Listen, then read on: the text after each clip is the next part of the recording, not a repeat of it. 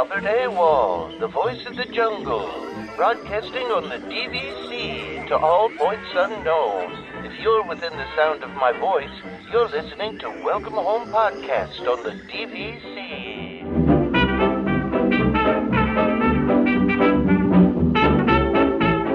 Hello and welcome home. Thank you for joining us on episode 234 of Welcome Home, a Disney Parks and Vacation Club podcast. I'm Tom. I'm here with Trevor and temporarily Damon. Very temporarily. I'm going to go on record and say that Tom cannot truly be a New York Giants fan if he's going to schedule the podcast during the first game with the Giants, Dallas. To be fair, it was the only time it could be done. Hey, listen, dude, a fan's a fan, I feel like, man. But, all right, so listen. Okay. No, football's a thing. Being a fan is a fan. I get that, Either but I you're a mean, fan literally, or there you're not a fan, it was man. either that, it was either now or no podcast this week, so. No, dude, we would have made it work another time. Anyway, that all being said, I am here to go over the important news with my opinion, and then these guys can tell you, I guess, their opinion after the fact. So, skipping everything else. All right. So let's see, right into the meat of just skipping everything and going to everything, going right to the meat. I mean, I think the Luminous, the Symphony of Us, I don't think man, it sounds cool, but I'm just not a nighttime entertainment sort of person. So I don't really think I care about that. So the Figment beginning to greet guests at EPCOT, it's okay, but what I think is happening is that, so this is, starting at EPCOT again. I think the problem is they're making too big of a deal about this. Like, okay, so what? Like, I mean, I like Figment and that's great, but again, like they're making a big deal like this is some huge thing. Did you see the lines today, David? I mean, I don't care. Like, it doesn't matter. It's there was apparently like a 5-hour line today. there can be, but that's not going to continue to last. No. Those people, what are you doing with those pictures? You're not doing anything with them, man. Character pictures, man. So, like, I mean, even if you're into character pictures, this is nothing. It's a character. So what? Like, I like that it's Figment, but dude, it's not that big of a deal. The Celebration Network at EPCOT opening is nice, right? Finally, we'll get everything down. I think it's going to make EPCOT look like it should. Yeah. Like it should have back, a long time ago. I think those walls have been up so much, it almost feels like that's EPCOT, honestly. Yeah, but EPCOT's the park of walls right now. Yeah. Yeah, so with all that done, I think it'll be nice. But again, there's nothing, it's not like that's a big deal. I mean, the Moana stuff, the Journey of Water, kind of being in that area is cool, but that is a little bit different. Like, again, these are 2 line items. And again, it's really 1 line item for me. The Journey of Water, I think it's going to be really neat. I think it's going to be great where it's located, being able to walk through it. It's not a ride, but it's okay. Like, I like water, right? So I like that. It doesn't fit there for me. It just doesn't fit in EPCOT, but that aside, I'm okay with that. But here's the interesting piece for me. Test Track being reimagined. I like that because I love the original Test Track. And I was kind of like, on the newer one. Listen, I just like that OG one. So if they're taking inspiration from that to make the new iteration of Test Track, that's wonderful. They're going before even Test Track, though. They're going back to Worlds in Motion, which was not a fast ride. Yeah. Right. But again, it's still the rides. It's still the ride is the ride. So sure. This is all sounds interesting, but it is not what is needed right now in terms of, this is not competing with anything that's happening in the rest of Florida.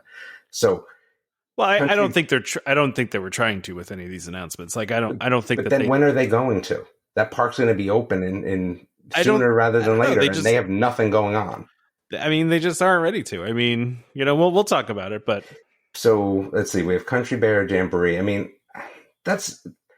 I haven't seen it in a long time either, so I get it. Like, the nostalgia factor makes me sad, but at the end of the day, that's fine that it's changing because no one was going to it, right? Like, I mean, it's not getting a full removal and redo. No, right? Like, that's probably the best case scenario. Yeah, that's the best case scenarios, right? Because because you remember a couple of years ago there was a rumor they were going to replace it with like a Toy Story show or something.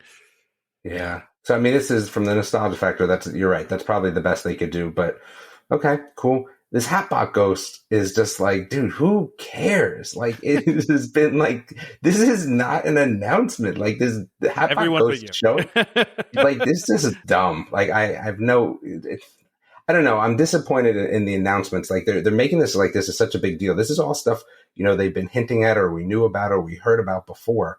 The only thing in here, in this little section that you're talking about that's of interest, is this Caribbean-themed lounge coming to Adventureland, right? That's going to kind of carry on that Pirates of the Caribbean ride almost, being this themed lounge. That I like. I think that's a really cool idea. I don't know what's going to be in there. I mean, it doesn't seem like there's going to be alcohol, right? Which is fine. Like, no, cool. It's a bar. It's a bar. But I don't know if there's going to be alcohol. Well, it can't be a bar and not be have alcohol. Of course it can't be. They'll have the rum. Like, yeah. It will be interesting because there is no other alcohol there, right? I'm pretty sure there's going to be alcohol. That's how there is no alcohol in Magic Kingdom, is there, or is there now? It's been slowly creeping its way in. Yeah, you can get it at restaurants and stuff. Like, so it's going to be interesting because in theory, if this is right a Pirates themed lounge, it should be rowdy and crazy. So I'm curious to see what ends up happening there. Let's see. To your point, though, it does say Pirates of the Caribbean themed lounge. It doesn't say bars. It says lounge, which is very ambiguous, right? And then unveils future projects. Yeah, I don't think they did, right? So they say that in surprises. Okay. So Ahsoka, okay, fine. Okay, but again, it's not like, well, what are we getting there? Okay, so we're getting her as part of Star Tours. Okay, no new ride, no nothing, just a new character. Okay, fine. Disney California Adventure Park, don't care, even though that does look kind of cool. Like, the vehicle does look kind of neat, I will say. But what's it going to be? Is it going to be a new ride? That's what I'm wondering, yeah. we don't know what it's going to be a new ride on. Oh, Disney Signature Experience.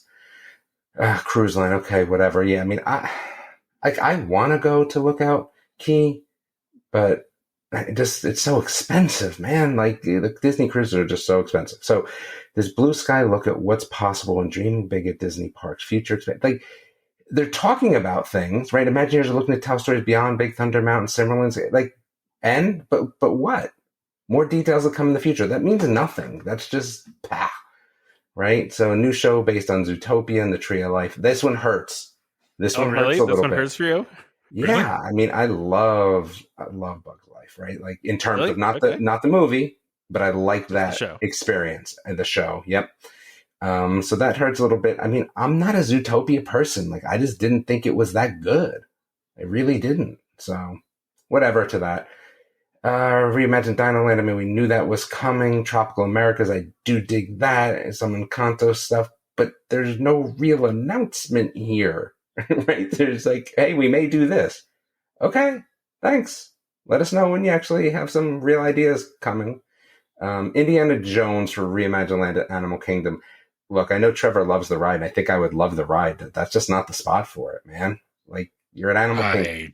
I disagree, but okay. I disagree too. Just the way that they're presenting it. But we'll Animal talk about Kingdom was meant for animals, then why are we getting Indiana Jones when it should be somewhere else? I mean, I think this is just a cheap out because the ride already exists there. I don't think I would like things to go back. Like, I think there's things in EPCOT that don't necessarily fit with that theme. I mean, they've gone away from what each one of them is and just kind of throw stuff wherever they want. That's the way I feel. Let's see, over the next decade with more projects underway. Yeah, but you have nothing. And Soarin' Over California, we're trying to EPCOT. Okay, that's cool. Like, I like that. But again, it's not a new ride. The problem is that Universal is doing something awesome and Disney gave us nothing. That's it. I mean, this is nothing. I mean, it's all like stuff they should be doing. There's no big announcement here. There's nothing large enough to feel like, besides this lounge. This lounge, I think, is pretty cool. Like, I'm not going to lie, out of this whole thing, I think the lounge is good.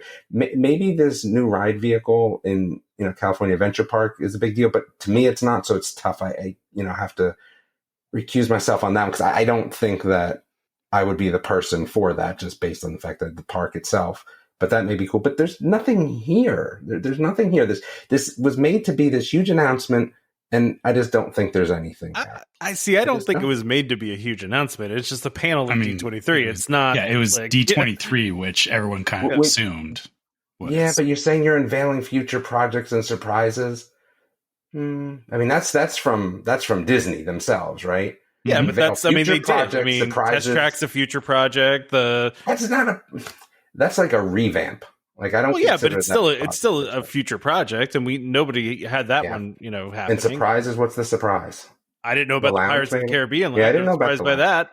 Yeah, this is nothing in comparison to what Universal is doing. And listen, I know there's arguments that they're catering to a different audience. They're not, right? Like, they're not. People are going to Florida to amusement parks. That is in the Venn diagram. That is a big chunk, and this is nothing. Like, I would unless they announce a new park, it's not going to be the same thing. No, but where is the new? Like, again, like, I don't even see an announcement of a new ride. I hear them talking about what they may do in, Dinoland. Okay, but you've been talking about that forever. So what have you told us? You haven't really told us anything. I mean, it just, so you would rather they just said nothing. Like, oh yeah, absolutely. I'd rather they said nothing. That makes no sense. Why wouldn't you tease stuff? Like, I mean, because your comparison of the tease is just so out of scope. Like, this is not what people are looking for. Like, I would disagree, Damon. Anything. Yeah, they just haven't. It may done not anything. be what you're looking for. No, I mean, that's the consensus out there, though. I mean, listen, they can have a 5-hour line for something that is not going to continue, but the general consensus of what I've seen out there is people are looking for something that maybe isn't going to be a new park, but maybe that there's just something coming to look forward to that maybe has a little bit of like, hey, this is new. A lot of what they're doing is just revamping rides that already exist, but with no new announcement. Listen, if they put in an Encanto house that, moves and does this and does that, and, that's what goes into Dinoland, which I don't know why and what it has to do with animals, but we'll see. Then maybe, but they haven't even said that. Like, if they want to tease something and they know what's coming, why not actually tease something? New experiences inspired by Encanto. Okay. I mean, because it's probably not finalized yet. I mean, But then don't say anything till it is. What? I'm disappointed in this. This is what I would say. I'm disappointed in this. I thought that we're going to get something that was actually concrete. I think your expectations are misplaced. I was not expecting them to announce anything huge. They haven't really announced too much recently. I mean, again, in terms of like new, and I just thought that they were waiting because they're like, hey, we have something up our sleeve for, what Universal is doing. And it just doesn't seem like that. It doesn't seem like that. I mean, we'll see. Not my cup of tea. Again, I was looking for something a little bit more concrete. I'll be honest though, David. Like, I mean, outside of the Super Mario stuff, like the rest of the IP they're building at the new Universal Park, I could care less about. Like, sure, and there's not a single thing in that park outside of Super Mario that I'm interested in. I mean, what's the dragon he placed sort of thing? New Harry Potter. Yeah, that's a nothing franchise. Harry Potter. No, the How to Train Your Dragon thing. I don't know about nothing franchise. I would say at this point is probably bigger than Indiana Jones, if we're just comparing with what we're seeing here. Get out of here. That's insane. Mm-hmm. I think you want to relook at that, because I don't think that's too insane. You're talking about an IP that is quite long in the tooth. Big IP at all. And then you're talking about an IP with DreamWorks that is probably one of their larger IPs that has spawned kind of a lot of stuff. So yeah, it's kind of faded off in the last couple of years, I think, is the problem. Because like my kid used to be really big into How to Train Your Dragon, and sure, but your kid got older. Yeah, right? Like there's part of it's that. Also, but with other franchises though, you still see the hype around it. I don't see anything like after the last movie, there hasn't really been anything about it. Yeah, I still think it's bigger than Indiana Jones. There are things that I have not seen that I am aware of just through pop culture and existence in the world. I know zero things about How to Train Your Dragon. I haven't heard a single person talk about it. Why would they, though, to you?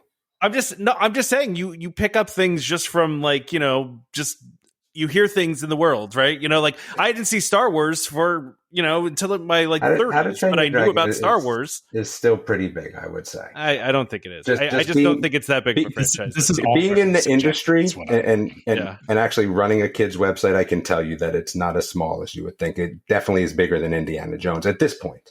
So no, but that's just crazy to me. Look up the numbers, man. I'm sure that the numbers would suggest that. Let's say that, especially with merchandising and things like that. But irrelevant. I would just tell you that with Harry Potter, even by itself, I don't know. This is disappointing to me. I'm going to watch the football game, and that's all I have for that. But tototal dismittment. I mean, do you even care about that Harry Potter stuff though? Like, because it's the other Harry Potter stuff that all those movies like bombed.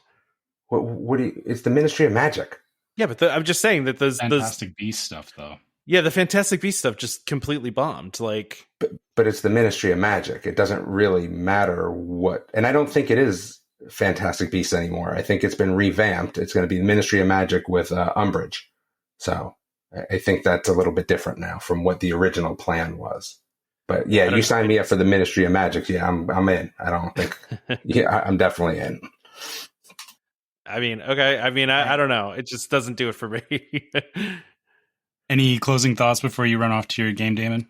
He's already gone. He's already gone. He's already appreciate gone. That. He just already disappeared without even saying anything else. So, man. Okay, I don't even know what we're doing anymore. All right. Well, so let's reset and let's, hi, welcome to the episode, and let's start from the beginning. By the way, Indiana Jones is on the highest grossing franchise list, and How to Train Your Dragon's not even on the list. So, just saying. Yeah. Anyway, let's just saying. Yeah. I wasn't going to get into that. Absurd. But okay, why don't we circle back? So obviously Damon just kind of shared his high level of the D23 announcements, which are going to be the vast majority of the show. So if you don't want to hear about D23, this isn't the show for you today. We do have questions though. I mean, but yes, we have some listener questions first. So let's go through those, and then we'll get into a little more depth into some of these D23 announcements, and really talk about what we think they mean, and what. I disagree with the part about, nobody cares about these things, because there is definitely people care about different things when it comes to theme parks. And to your point, the Universal stuff has a certain appeal, and that's not for everybody. Yeah. So it works both ways, right? Like, sure. Yeah. Yeah. So yeah, let's start with the listener questions and see where we get. All right. So Chris says, were any of you surprised by anything that came out of that very in-depth CNBC story about Chapek and Iger, where the succession went wrong? Did you read it? I didn't actually. I started reading it, and then I stopped reading it halfway through because I got distracted. I'll admit. From what I understand, it started off that Chapek was thinking, that Iger was thinking that Chapek had the right idea, and that the big thing is that he wasn't swayed as much by political and dealing with different companies. Like, he seemed very just he knew what he needed to do, and that was it. But it sounds like that kind of backfired, is what I gathered from it. But like I said, I didn't read the whole article, so. Yeah, I mean, I did read the whole thing, and from what I read, I mean, it was surprising in some ways, but it was interesting to hear how, kind of Iger had, was saying to people he's really good at operations, and he mistook that for being good at leadership, right? And he didn't feel like he was good at leadership, and it also just seemed like there was a lot of internal politics going on, and a lot of people that were loyal to Iger maybe just kind of, backstabbing Chapek behind the scenes. And Chapek did a lot of things that rubbed people the wrong way when he reorganized the company. And I mean, it's the whole thing is very interesting, kind of how, he got replaced even. Like that part, I think, was probably the most interesting part to me, where they had just recently renewed his contract, and then, couple weeks. I mean, I don't know if it was a couple weeks, but maybe it was a couple months later. They just they take him out, and it's just surprising, I don't know. It was a very interesting article. I mean, I feel like I knew a lot of it just from reading the news, Like, but yeah, you know, it wasn't exactly secret. Some of the feelings people had around the whole thing, right? Yeah, no, I agree. But yeah, no, I found it to be an interesting article. It's really unfortunate. It was interesting though, the parallels they kind of made between Eisner leaving, where, you know, like Iger didn't want to give up, basically didn't want to give it up, but kind of wanted to give it up. You know what I mean? Like he wanted to retire, but at the same time, he like, you know, listen, the he enjoyed certain parts of it. Like, yeah. I mean, like, you know, listen, the CEO of Disney is like a one of a kind job, right? I mean, it's the biggest media company in the world, right? So you're talking about like, you know, you've reached kind of the mountaintop, right? So you don't want to necessarily give that up. And the funniest part of the whole story, I don't know if you read this part, Trevor, was that, you know, when Iger agreed to stay on as like executive chairman or whatever his role was, he didn't want to give up the big office, the big corner office to Bob Chapek because there's a private shower in it. Yeah. And he liked, after like Disney events, he liked to go back to his office and take a shower in the office. And I was just like, you know, I mean, I don't. Come on, you could get a shower installed anywhere else. Like, yeah. Well, apparently he was like, Chapek's not going to use the shower anyway, or whatever, and apparently he didn't. But I just thought that was funny that was the reason why. Like that was his like, like he just liked the having the shower in his office. I mean, okay. I mean, it's a nice perk. I mean, I guess if you spend your whole life at the office, you know.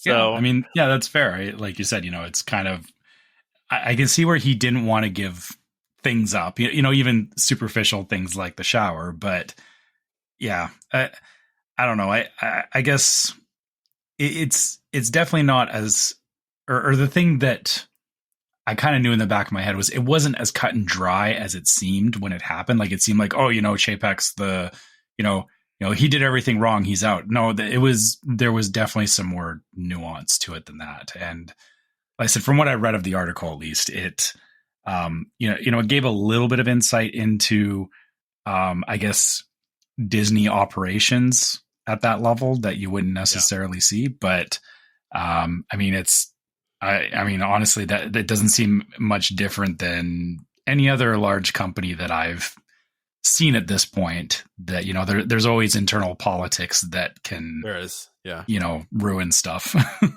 Oh, 100%. Yeah, there's always this kind of stuff going on. Obviously it's a little different just because of the intrigue of Disney, right? But like it was interesting just in just kind of how like everything went down. And some of those little details and just how I guess Eisner was kind of the same way. Eisner, I guess, had tried to set up a similar situation when Iger was coming in, where Iger would take over, but he would stay on as like chairman or whatever. And that ended up not working out because Eisner kind of lost the faith of the board, and you know they ousted him and that whole thing. So, but you know, it seems like Iger's real problem with Chapek was more that he didn't value his knowledge, right? Like that he was just like, I'm taking over, I know what to do, get out of here, Iger. You know what I mean? Like I think Iger really wanted him to like lean on him as like a mentor, and which Chapek couldn't care less. Which is funny because it seems like Eisner kind of wanted the same thing. Yeah, exactly. Yeah. But so it's, you know, history's repeating itself a little bit, but I think that the difference is Iger's been on the other side, and I think he positioned things in such a way to make sure that he could, you know, grab control of the reins again if it seemed like it was going south. And also, yeah, to your point, he didn't lose faith with the board or anything. So, you know, it was, you know, it was an easier sell to say, you know, Iger comes back in and we reset versus, you know, just push him out. Yeah, exactly. I mean, I guess the thing is it could have gone the other way, where they could have, you know, somebody could have doubled down and said, you know, yeah, you know, the way Chapek's doing things, you know, people don't agree with, but you know, it's better for the company, and maybe, but I guess it probably, I don't think it was, no matter how you spun it from everything that I saw. But yeah, and you know, I think that the thing that Iger had that Chapek didn't have was kind of like this emotional intelligence, right? Like I feel like Iger like kind of just gets it a little bit more. Like he kind of understands like the purpose of the company, and he gets the storytelling thing, and he gets, you know, how important the parks are. Like I just feel like Iger kind of gets that, you know, the intrinsic value and creativity, and not just showing quarterly results. Yeah, exactly. Like Chapek was the business guy, right? And Iger's more the creative, I think. And you know, but also like they had a story in there about like when COVID hit, right? Like basically Chapek wanted to just lay everybody off in all the parks like immediately, right? Whereas like Iger was like, no, like let's wait for like the federal things to pass so that our people have, you know, some sort of backing, and they're not just completely, you know, without any sort of income or whatever. And I guess Chapek was just like, no, we really want to just like lay everybody off immediately. And I guess Iger somehow overruled him on that. But because if you remember, they waited quite a while. Yeah. So I don't know, man. It was an interesting article, that's for sure. I don't think anybody came out of that article looking particularly good, even Iger. No. Yeah, it's not a good look for really anybody. And truthfully, since Chapek's been gone, we haven't heard a word from him, right? I mean, he's been I feel he's not going to be in the public space as much as he was previously. Like, exactly. And I think part of it is you know, we've kind of seen it as, you know, he's kind of been undoing a lot of he's been undoing some of the stuff Chapek has done, but that doesn't mean that it's necessarily better what he's like. It's still rubbing some people the wrong way. So I can see why he doesn't want to, you know, play the popularity contest right now, I guess. Yeah, I get it. Yeah, I get it. All right, I think we covered that enough. Yeah. So you want to read Veronica's questions? Yeah. And she says it's kind of a Trevor question. yeah. Veronica says, sorry in advance, kind of a Trevor question. I feel Veronica might be Canadian. Think so? Because she said sorry in advance? Is that? Yes. That's usually a hint. But she says, visiting Disneyland for the first time in April. We are planning to spend one day in Disneyland and one day in DCA. My husband wants to dine at Blue Bayou. Any must-do dining at DCA? Nothing like Blue Bayou, or sorry, I shouldn't say nothing like Blue Bayou.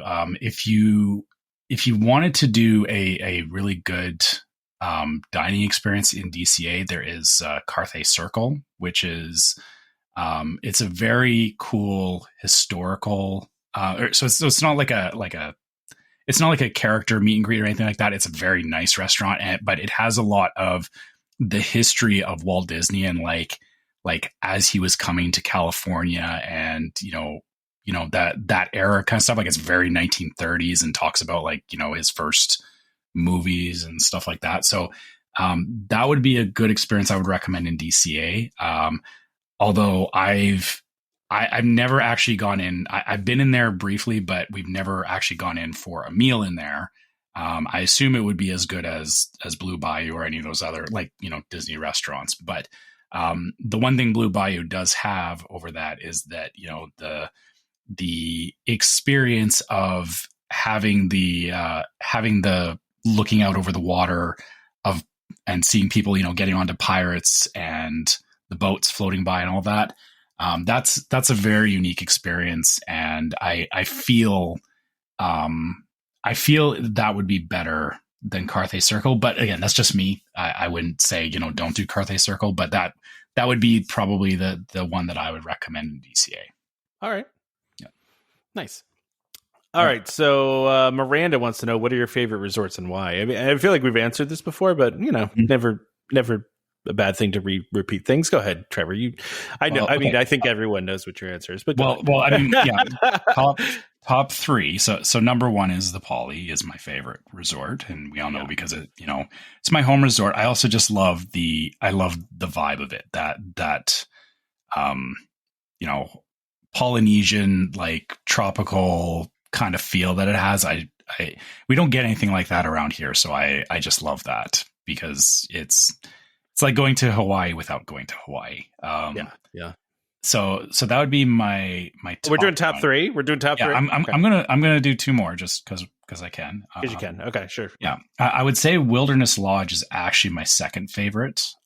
Because of the fact that it's I understand where the inspiration came from, because there is places like that around here, and we've been over there a couple of times. The lobby coming into Wilderness Lodge is just amazing. It's like nothing else. Yeah. Like you walk in and you're just like, wow. And there's the fireplace. There's a whole wall that has like, it's all these, it's rocks, and it represents like the different eras of I don't know what it's called. Yeah, I know what you mean. Yeah. It's like sediment deposits, right? Yeah. It's like if you cut down into the earth, you can see like different eras of time through it, kind of thing. So I love that. Again, just a great feeling for a lobby and just a general resort. And then I would say my third one is actually the Riviera after you and I walked through it. Oh yeah, I haven't even stayed there yet, but it was walking through it was pretty amazing. It feels like somewhere that I would. I've said to my wife, in the future when we get to the point where it's just trips with the two of us, because that's going to happen at some point, is staying there would definitely be. Like I can see myself staying there. I guess there's no other way to say it. It just feels like somewhere that I can just see myself walking around, getting onto the Skyliner, going to EPCOT, all that. It's just a nice resort. I thought you were going to say Grand Californian. Well, Grand Californian and Wilderness Lodge. I kept it to Florida because they're both very similar. Like if you, and Grand Californian is like you get the same feeling walking in there that you do walking into Wilderness Lodge. Yeah, I agree. So my top three, my number one is Wilderness Lodge as well. I love Wilderness Lodge. I went there when I was a kid, fell in love with it when I was a kid, and continued to stay there as an adult. Absolutely love Wilderness Lodge. To your point, Trevor, just walking through those front doors is like nothing else. I mean, every time we've ever waited for Whispering Canyon for dinner, we just sit in the lobby and watch people walk in because you can see that look on their face. You know what I mean? You can see that look of, wow, like, look at this. Although I think my favorite part about Wilderness Lodge, my very favorite part, is the fact that there's the hot spring that starts in the lobby and then runs through all these rivers and waterfalls all the way down to the pool. Like, just very cool. Like, I just love that. I love that you could take a boat ride to Magic Kingdom. Like, you're far enough away, but you're still really close. I love everything about it. It's the best. Mm-hmm. And then number two would have to be Animal Kingdom, which is my two of my home resorts. And we really love staying in Animal Kingdom. And truthfully, Trevor, Animal Kingdom Jumbo has a similar kind of like gigantic lobby that Wilderness Lodge has, like where you walk in and you kind of have that wow factor. Mm-hmm. Although even we usually stay at Kidani, but I think this next time we're going to stay at Jumbo. But yeah, I mean, we just love Animal Kingdom. I think it's the most unique property. I mean, a hotel on property. I mean, where else can you see a giraffe outside your window? Nowhere. I mean, unless you decide to go to Africa. Like, I mean, it's just the coolest place, right? And it's got great food. It's got great decor. I just love it. And listen, underground parking at Kidani, one of my favorite things. Oh, I didn't realize it was underground. That's it. Oh yeah. Well, it's under the building, right? So like, it's a huge benefit. Although I did have an annual pass holder magnet stolen in that garage. I don't want to talk about it though. Third favorite, Boardwalk. We've stayed at Boardwalk a couple times.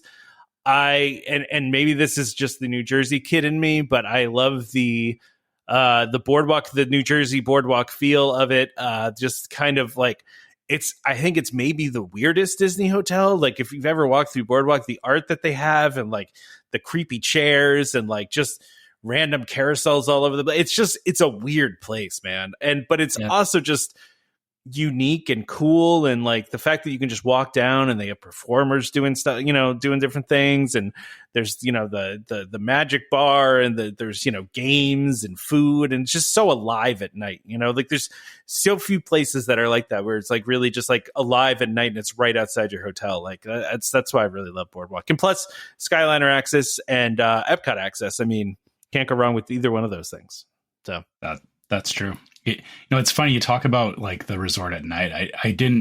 It's funny you talk about how alive it is. I actually like the Polynesian because it's so quiet at night. Yeah, that's fair. No, that's fair. It's two sides of the same coin. Chirping. Yeah, you hear the crickets chirping when you walk around Poly at night. And the bamboo is that actually gets us because they have the long bamboo growing there, and you can like hear them like like clacking together. knocking together. Yeah. I laughed for the longest time, by the way, because like last time we stayed at Boulder Ridge at Wilderness Lodge, we kept walking in and we'd hear like hoo hoo hoo hoo, right? Like, and you hear crickets and all this stuff, and I'm like, I wonder if there's just like a lot of owls around here. And then I'm like, you know what? After like night 2, I'm like, that's definitely piped in. Like they're definitely doing a little Disney background music magic. I just feel like you don't have that a lot at the resorts as much, especially in the outdoor areas. Yeah, that's true. Yeah. Very, very few resorts give that full immersion feel. Yeah. Right? Like it might have been legit, but it felt too consistent to be legit, Yeah, I mean, unless there's an owl that's figured out that there's, easy access to food around there. Yeah, exactly. So Beth says, I booked my first DVC trip on the website without calling member services. What do I miss out on by doing this? Nothing really. Mean, you get that welcome home thing, but it's not that. Yeah, I guess there is something to be said for like if you're dealing with a guide.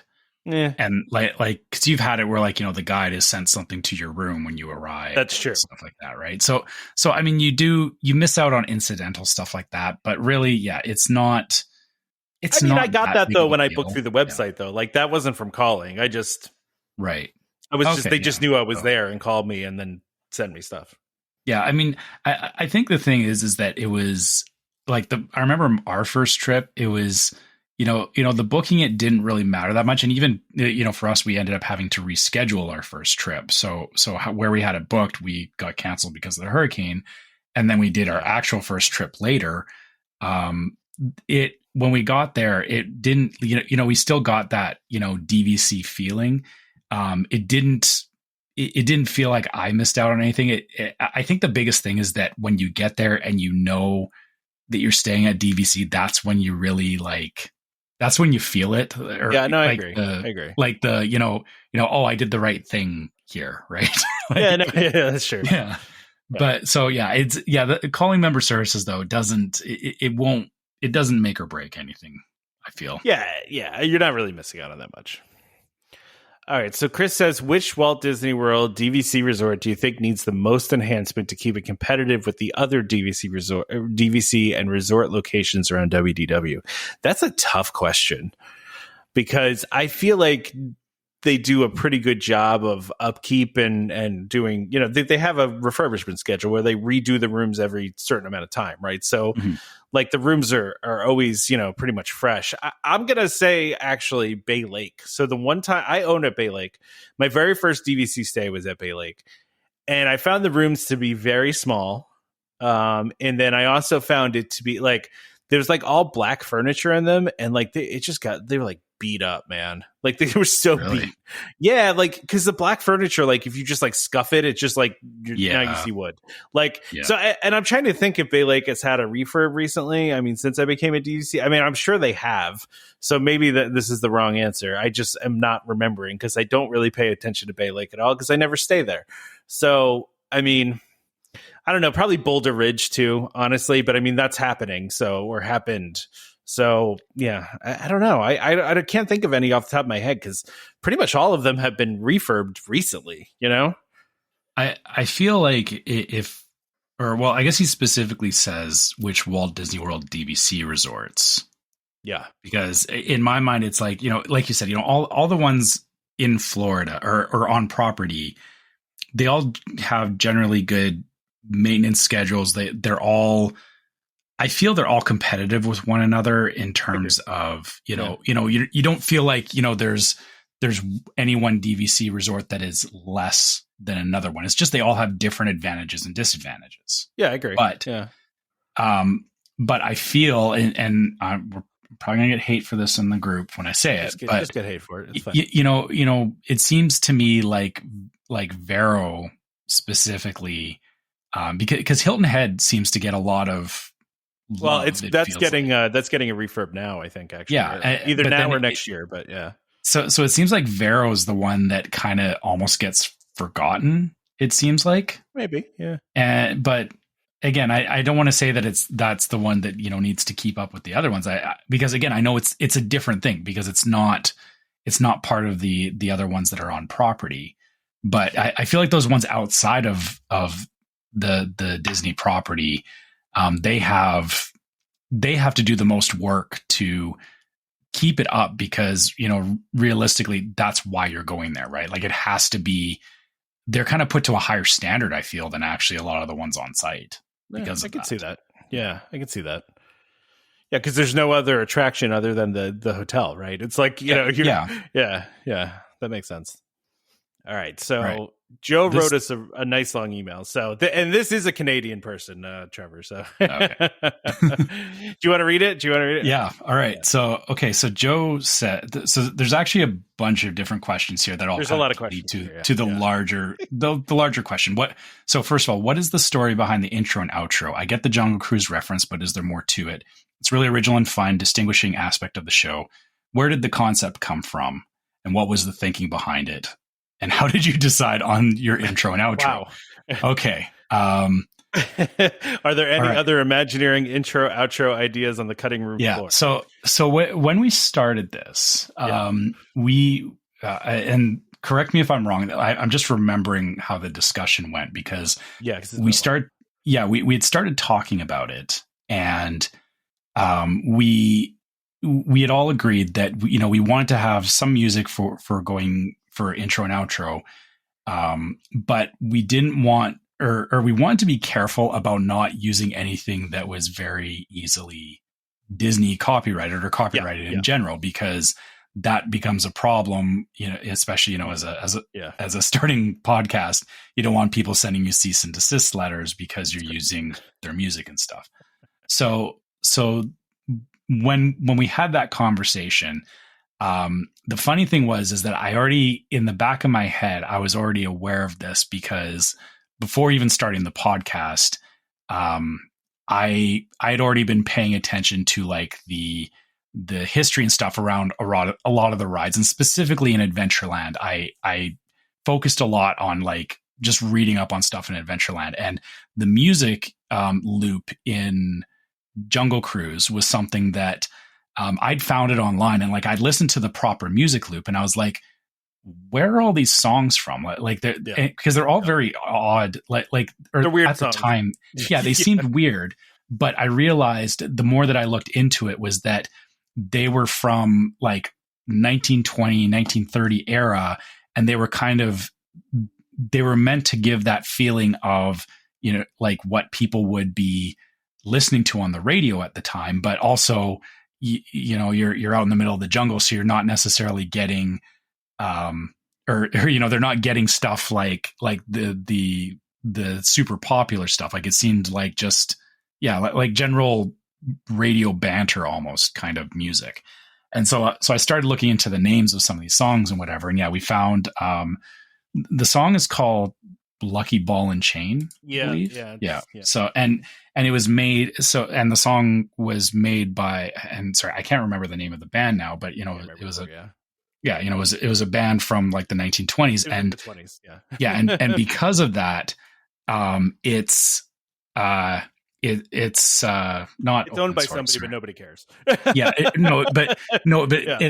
falls into public domain. Yeah, it does, because it's old enough that, because it's a public domain song, and that's part of the reason. Like that's what I figured out along the way, that's kind of why Disney picked a lot of those songs for like if you listen in like Frontierland and Adventureland and stuff, a lot of those songs, for the same reason, Disney picked those songs because they didn't have to worry about licensing or anything. They were just public domain songs. And so it worked for them. And so we realized, you know, hey, because, you know, if they're doing that, they can't get mad at us for doing the same thing. So yeah, I kind of picked that one because the funny thing was, I remember I suggested that one to you guys, and it was one that was, like I said, I found this playlist, and I think it was the first song that came up on the playlist that I found. And so it just really kind of got stuck in my head for a long time. So when you said we need a song, I was like, hey, how about this song? Like it was like just the first one I had. Right. So, well, and it also just worked too, because we could introduce the show in the style of like, because there's talking that happens over the music and funny witticisms and all that stuff.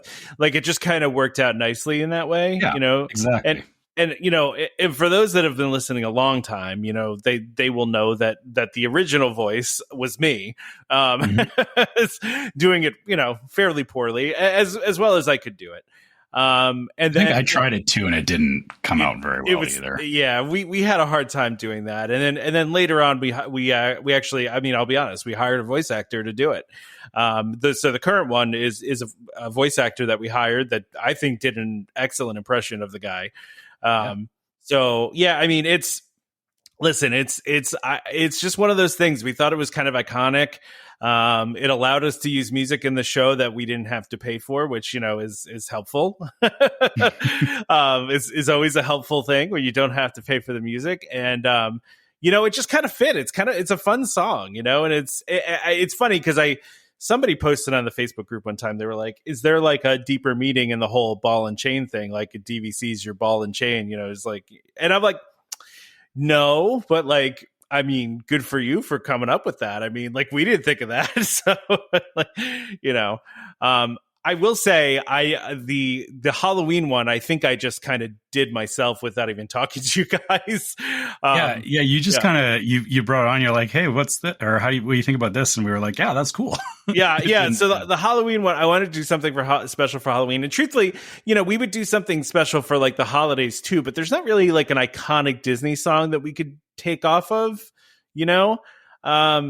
so it's a lot tougher with holiday. We've thought about it before, and even because they do the Jingle Cruise now, and they'll play Christmas songs in the Jungle Cruise line. So I thought about doing that. Unfortunately, all the songs they use either just don't work, or they're newer songs that are and truthfully, just in general, Christmas songs are like, people pay attention to the copyright on those. Yeah, so heavily copyrighted. Yes, so it's a little harder to do that, but. I mean, I've gone on record before of saying how much I love the Halloween one. I actually worked really hard on that one. I mean, I edited both of them together, right? So like I in a lot of the opening, there's, if you listen hard to the opening, there's actually a lot to that opening. It's a lot of tracks. There's a lot of animal noises that I added in the background. There's a lot of static. It was a lot of work to kind of get that to the right place where it really sounded like you were in the Jungle Cruise line. And then, the Haunted Mansion one, again, that one I actually did voice, and I did some voice change there.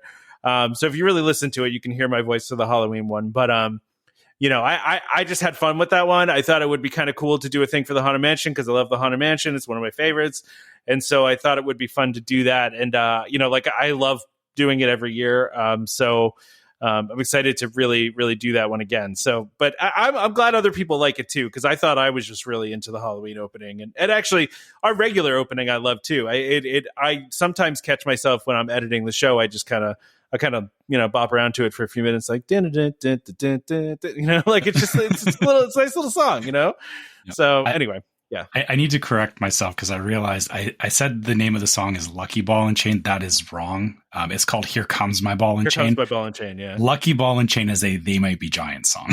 Oh, okay. Yeah, no, yeah. Very different. But yeah, I realized why I did that. I realized why I did that because I do listen to a lot of They Might Be Giants, and that song is like ingrained in my head as well. The kings of theme songs right there. So exactly, yes, for TV shows and such. Yeah. So no, but that's kind of the history behind it. I mean, like, listen, starting a podcast is hard in a lot of ways. Like, you have to come up with a name, you have to have logos, you got to do, figure out the sounds you're going to do. And, really, we just have kind of evolved over time. But I do think we actually had the intro from episode 1. But yeah. Yeah, I think we kind of figured that out quickly. Like I said, because that was where I kind of like I quickly looked up the song and gave it to you and said like, hey, why don't we try this?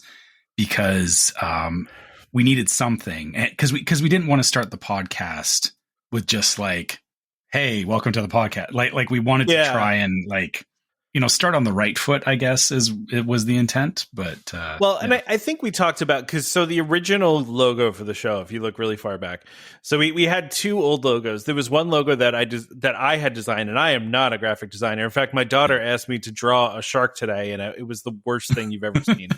I am not good at art. It's just not a thing that I'm good at. So I had created a logo that was based on the Walt Disney World Railroad logo. right? And I think we had talked, Trevor, about maybe doing our intro as the spiel in the style of the spiel for the train, and then we also talked about for the monorail, I think too.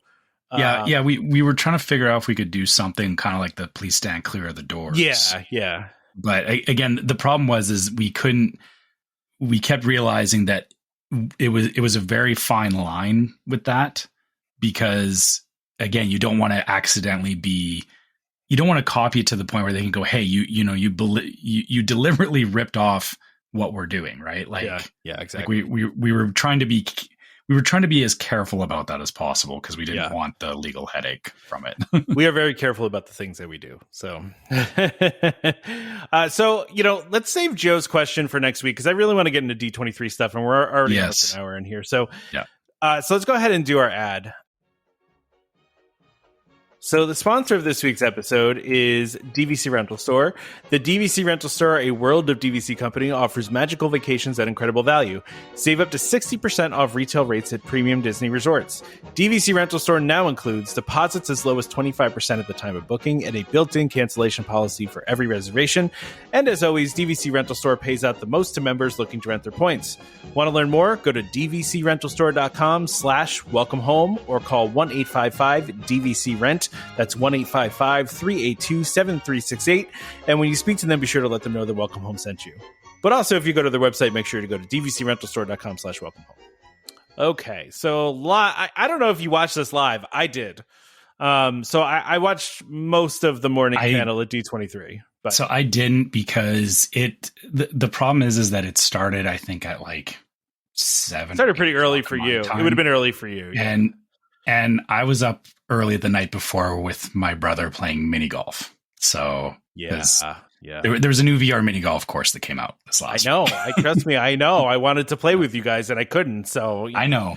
But yeah, I slept in, so I didn't watch this live. I kind of caught everything like about an hour or two after it got announced. Yeah, we had a really nice, I feel like, spirited conversation in the Discord about all this stuff, which I appreciated. Yeah. So, all right. Yeah, I like that too. There was just a shout out to all of our Discord members that everyone came to the table with different things they were excited about, different thoughts, and exactly to your point, it was nice to see some good conversation about it. Cause it's always nice. Yeah, and one of the things I wanted to talk about when Damon was here, but he really was in and out, is like, I didn't expect that much out of D23, right? So like, I feel that Disney is, and Universal does this too.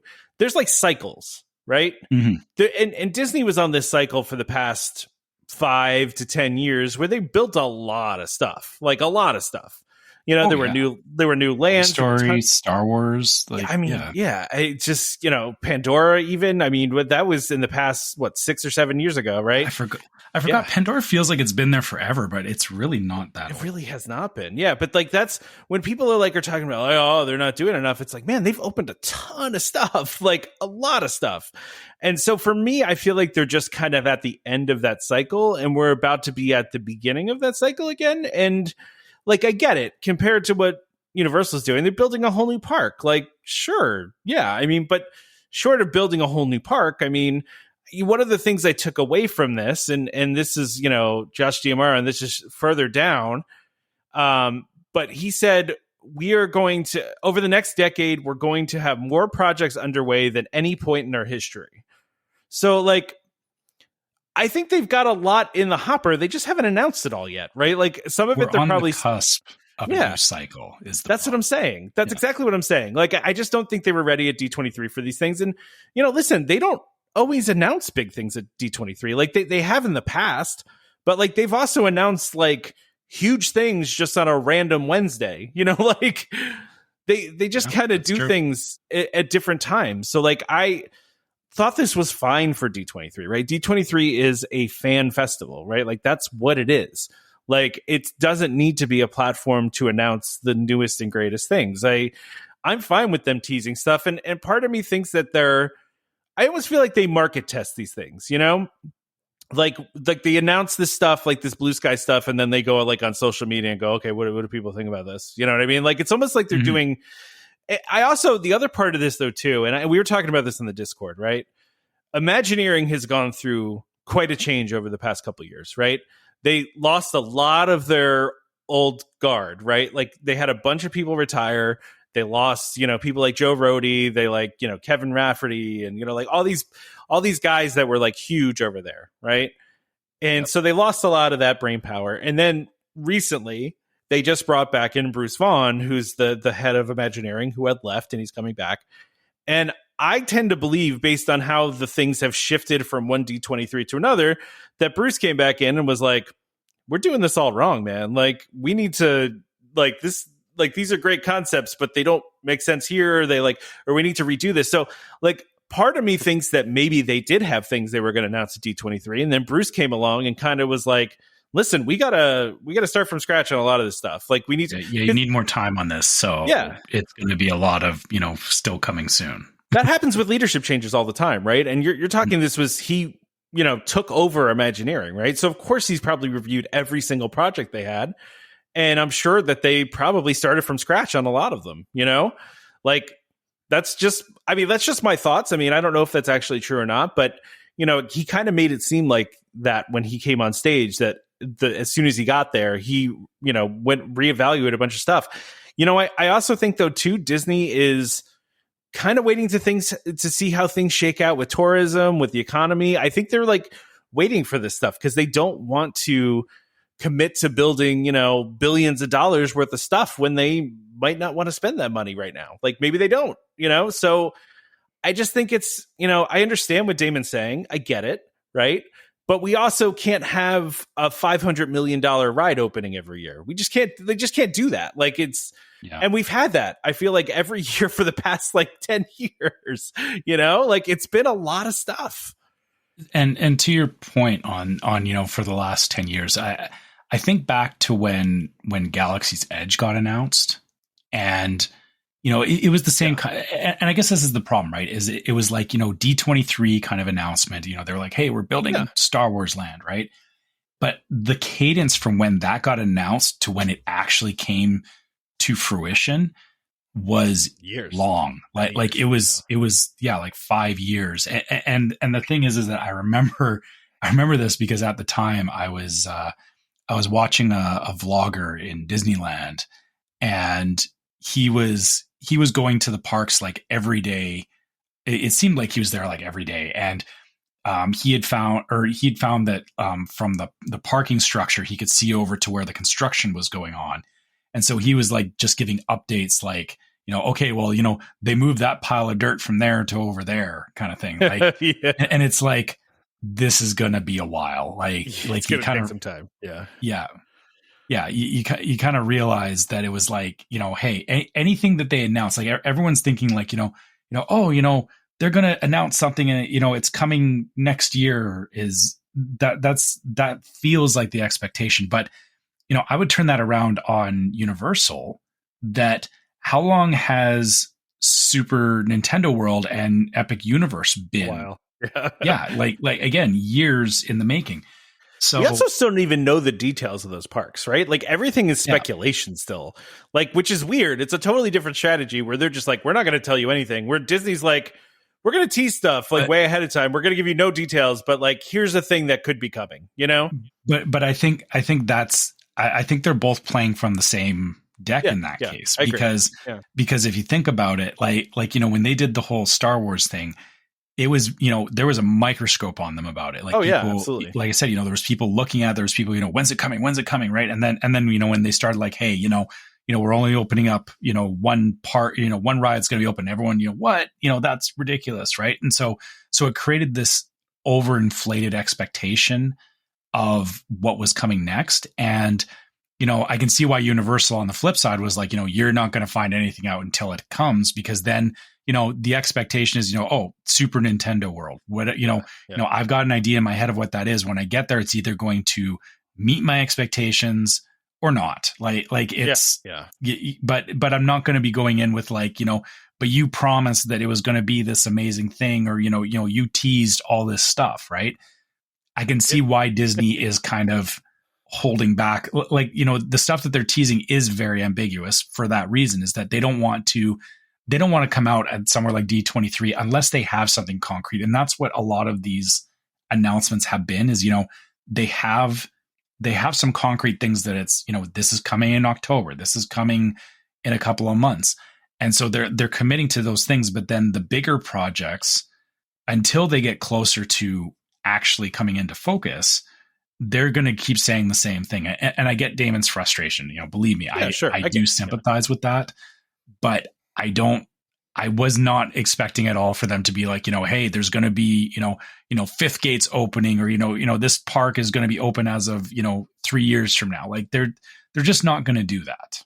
Right. Well, we were joking in the Discord, like all this stuff's going to be great in 2031, that's, which is fine. Right. Like, they're talking about these things. And if you're not familiar with the term blue sky, like that's just the very, very, very beginning of a project. Right. So for me, like Bruce Vaughn came back and they rebooted, like they just started over again in my mind. Right. Like they went back to the concept stage, This is after like 2.5 years of like post COVID kind of like, because COVID kind of messed everything up too. It did. A lot of things, a lot of budgets got dropped. A lot of things got reset because of that.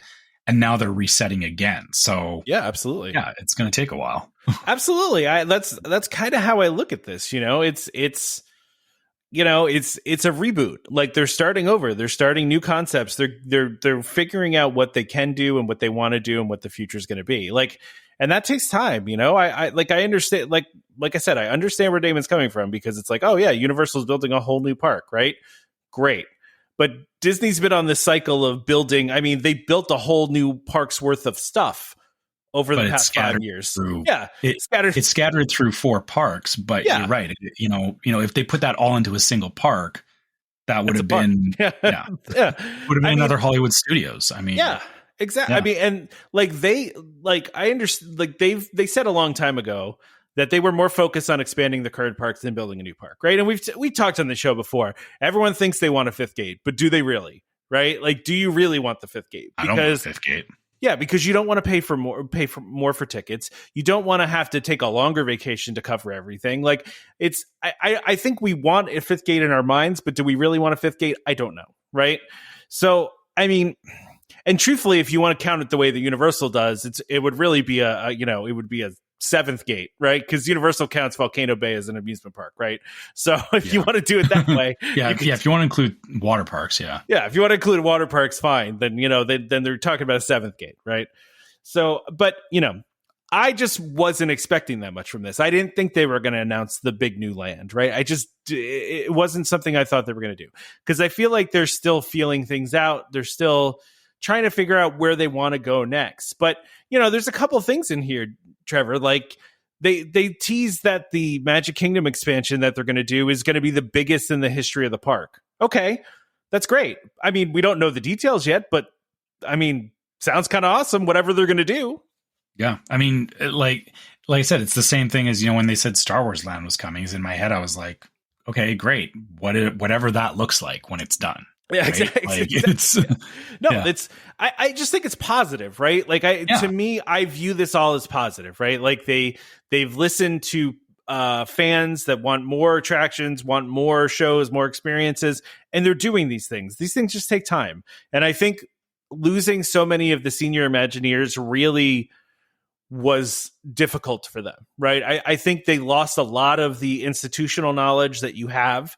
And I think it's especially important in Imagineering to have that institutional knowledge, and to lose those people in a very condensed amount of time, I think was a problem. But if you think about it, like, and I said this before, like, think about all the stuff that opened when Bruce Vaughn was like, the creative executive, right? Like a lot of great stuff, right? I mean, like this guy knows what he's doing, right? Like, Galaxy's Edge, Pandora, like all that stuff was things that when he was there and running things, like those were things that he worked on. So, he's in tune with what people want. And I think I said this before, he was a great person to bring back and to have running Imagineering. So, I feel very optimistic about what's coming in the future. Like, just because we didn't get all the details today doesn't mean I'm not excited for what the future holds. So let's then Let's talk about talking conceptually. Yes. Yeah. Talking long term is one thing, but let's talk about what's actually coming. And I know,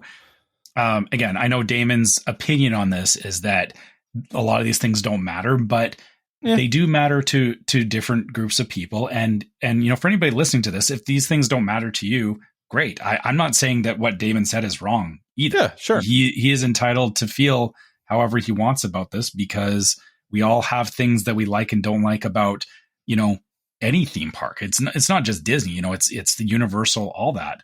Damon's clearly, his mind is very much focused on Universal. In my family, we actually talked about Epic Universe, and my wife, from everything she's seen, there's not a single ride there that she can do. Because she can't handle faster rides. She can't handle stuff that spins or that does certain things, because she unfortunately has a medical condition that stops her from enjoying these things. So that's an entire park that is pretty much off the table for her. So, on the flip side of that, looking at what they're talking about here. So, okay, there's a new, and let's just start going through this, because let's do it. Yeah. Why not? So, Luminous, the Symphony of Us, another EPCOT nighttime show. All of them have been since I liked the last one, man. I know, I hated the barges and the Stargate, but you and I watched it together. It was a great show. It was. And the funny thing is that, I was excited to see it with my family, but I realized that, we didn't, did we watch it? You and I don't know if you watch it with your family. Yeah. I'm trying to remember. So the problem was, on our last trip, I don't think we actually stayed for it, because with the hurricane and everything, it kind of threw off. I had to go back and look at my pictures. Maybe we didn't see it, but either way, this will be another new one coming. And that's something from, I'm looking forward to that, because nighttime shows for me, like I am there at night. I am there enjoying, whatever these shows are. I love them. And I want to see what they do after, post Stargate. Post Stargate. Yeah. The interesting thing, first of all, I love the poster for this. I think it's a very cool looking poster. Second of all, I find it very strange that, and I have a conspiracy theory about this that I'm going to get into. I'm going to do some reckless speculation. I'm sure you saw it. Right. I already threw this out on the Discord, but so this show is 3 months away and we know nothing about it. They've released one piece of concept art. I've seen some pictures of the barges that they're building, right? They're not the Stargate and the tacos, right? It's not going to block your view of the whole World Showcase, which is really where I think the last one went wrong, right? I think people generally like the show. I think they had two problems with it. It was an eyesore during the day. It was an eyesore during the day, and if you weren't directly facing the Stargate, you really missed out on a lot, which is a problem, right? Illuminations was great because you could watch it from anywhere in World Showcase, and it was great, no matter where you watched it from, right? Yeah. But this one, we know nothing about it. All they're saying features fireworks, fountains, lasers, lighting effects, and music. Okay. That's what everything else is. So I have been saying this for a while. I think that this is going to be a drone show, and I still believe that. And you think they're just keeping their cards close to their chest on this one? I think they're keeping their cards close to the chest because they need to get approval from the FAA to do a drone show, and I don't think they've gotten approval yet. Why would they commit to an opening date, though? But maybe they've designed it so that if they don't get approval, that they think that, or maybe they're about to get approval. Maybe they feel like they're at the end of it. This is my crazy conspiracy theory that is based on absolutely nothing other than I feel like they're going to do a drone show. I just feel like they're going to do it. I don't know why. I feel like the drones are going to take off from these barges in the World Showcase, and the drone show is going to happen right in front of your face in the World Showcase. And if you're going to operate hundreds of drones that close to people, you need to get approval for that. So, and I know this only because they had to do this. There was a test they wanted to do at Magic Kingdom years ago with drones, and to do it at Magic Kingdom because it basically has to fly over people to get to the castle. They had to get this approval from the FAA, right? So, I don't know. This is seriously, like I said, super far out there, and I have no idea if this is true or not. I have no inside information. I'm literally just speculating. I just think it's very strange that 3 months out, we have heard literally nothing about this except for that one concept art and the general fountains, lasers, and lighting. Okay. The interesting thing is, I don't think, or they wouldn't have to fly them over people to get them out to the lagoon, because, like you said, with the barges, yeah, I think it'll be like how it was with Illuminations, where they had the drawbridge on the one side, right? And they would they're going to barge them out. So they're building barges in the backstage area right now, right? And right. and they're also so every day they'll go in and out instead of sitting in the middle of the So taking them off and landing them in the middle of the lagoon might be an easier sell than it might be, flying them over Magic Kingdom. But they're still might be too close though to people though. Like I don't know what the rules are. That's the concern, is that what happens if if a drone goes awry and flies off into the crowd, right? That's that episode of The Simpsons from Itchy and Scratchy Land, right? I mean, let's not. The Simpsons predicts too many things. Let's just but no, listen, like I said, it's a crazy theory I have. I just feel like from things I've read, Disney executives have been extraordinarily impressed with what they've been doing at Disneyland Paris. And if you haven't seen the show they did, what was it for Bastille Day? Is that what it was? That show? Yeah. Dude, I mean, it was so good. It was so awesome. Like, it would shock me if they don't get drones into something at Disney at this. And to me, at this point, this is the next show that's debuting. So why wouldn't it be? I just feel like it's going to be. I don't know.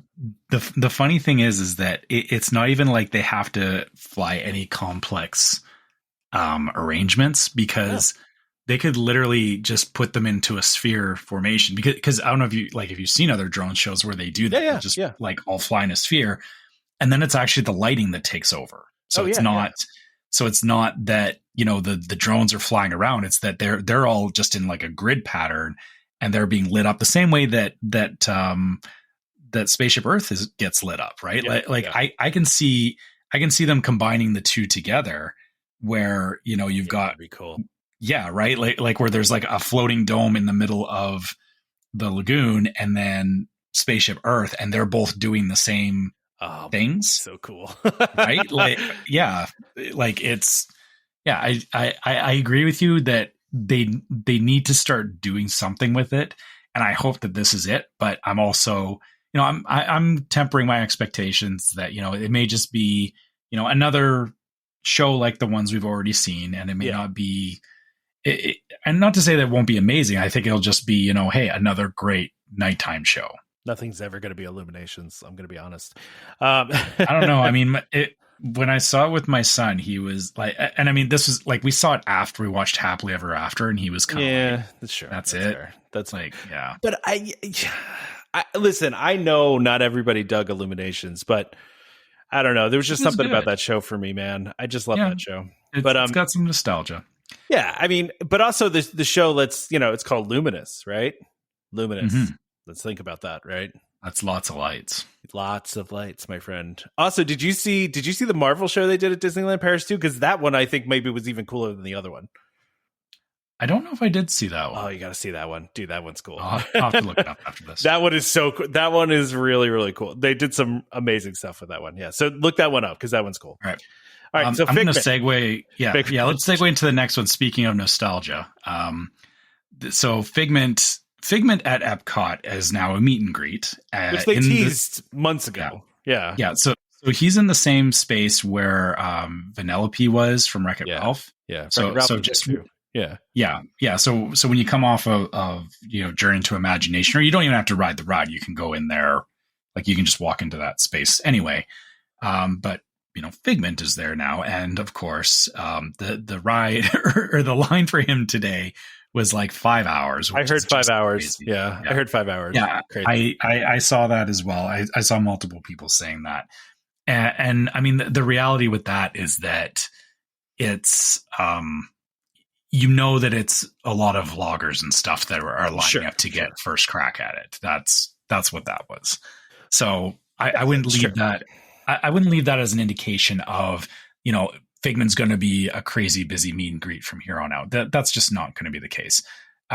The good part I see from that, though, is that, as much as Damon says, Figment's for like the super fans. Yes, but this is one of those ways for Figment to become more well known again. Mainstream. Because the thing is that if they're doing meet and greets and if they're actually listening to people if there was just a very small group of people that loved Figment, that would be one thing. But the reality is that every time they release Figment based anything, whether it's popcorn buckets or magnets or whatever, those things get snatched up. And I agree. It's not just a small group of the fans. There's a lot of people. Figment is popular. whether you want to admit it or not, Figment is popular. Well, that's why I was, listen, I hope they're looking at this and going, okay, let's put the money into redoing the ride. I think it's on the plan. I really do. I think this is just them. This is them, doing like how Disney does stuff whenever they announce these, a ride's going to get a redo or whatever. They will always find other ways to get people to engage with the IP, right? Like they'll do meet and greets. They'll do stuff to keep people interested and engaged with it. So, the fact that, the Figment ride is in real need of some love. The fact that they gave a meet and greet there shows that, I'm sure it's somewhere in the game plan for that ride to get redone. Yeah. Epcot was supposed to be transformed in phases, right? And COVID screwed up some of that, right? So, and it's taken way longer than they anticipated. There was supposed to be a whole refurb of Spaceship Earth, which I still think is coming, right? They need to do it, right? So I think it's still coming. I do think that they're focusing on finishing the existing projects, and then they're going to move on to the whatever other stuff at Epcot, right? So they need to finish the middle of Epcot. Once they're done with that, then maybe they can focus on Figment. Then maybe they can focus on Test Track, the changes they're going to make. And also Epcot needs to stabilize. Yeah, exactly. And maybe they'll finally do something with Wonders of Life.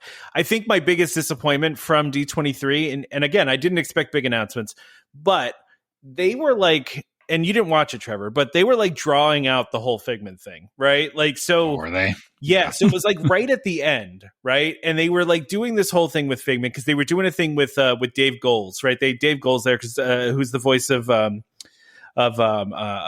am I forgetting his name? The Muppet with the nose. Why am I Gonzo? Yes, Gonzo. I almost wanted to say Grover. What am I doing? Yeah, but anyway, so he's the voice of Gonzo, but he's also the voice of Figment, right? So and they did this whole thing where we have a surprise for you because he's been with the company for 50 years, right? And it's it was a whole thing. And so they brought out Figment and they did a whole thing. And then Josh Giamara's kind of dragging it out. And then I'm just is he going to do a one more thing kind of deal where he's going to be and one more thing, we're reimagining Figment. And then he didn't do it. And I was just oh man, I was really hoping for that. And then I was hoping maybe at the Epcot panel later that day that they were going to maybe announce something, but they didn't. But listen, I think everyone knows that Figment needs a redo. Everyone knows that Spaceship Earth needs a redo. And then after that, there's not a whole lot else you got to do at Epcot, right? They've done a lot of stuff at Epcot over the past couple of years. I mean, would we love another pavilion? Sure. But are we going to get one? Probably not. It's not that there's nothing left to do at Epcot. It's just that they can back off on Epcot for a little while. Because the thing was, the reason that Epcot had all these changes happening was because it was very dated. It was old. It was stuck in the 90s, right?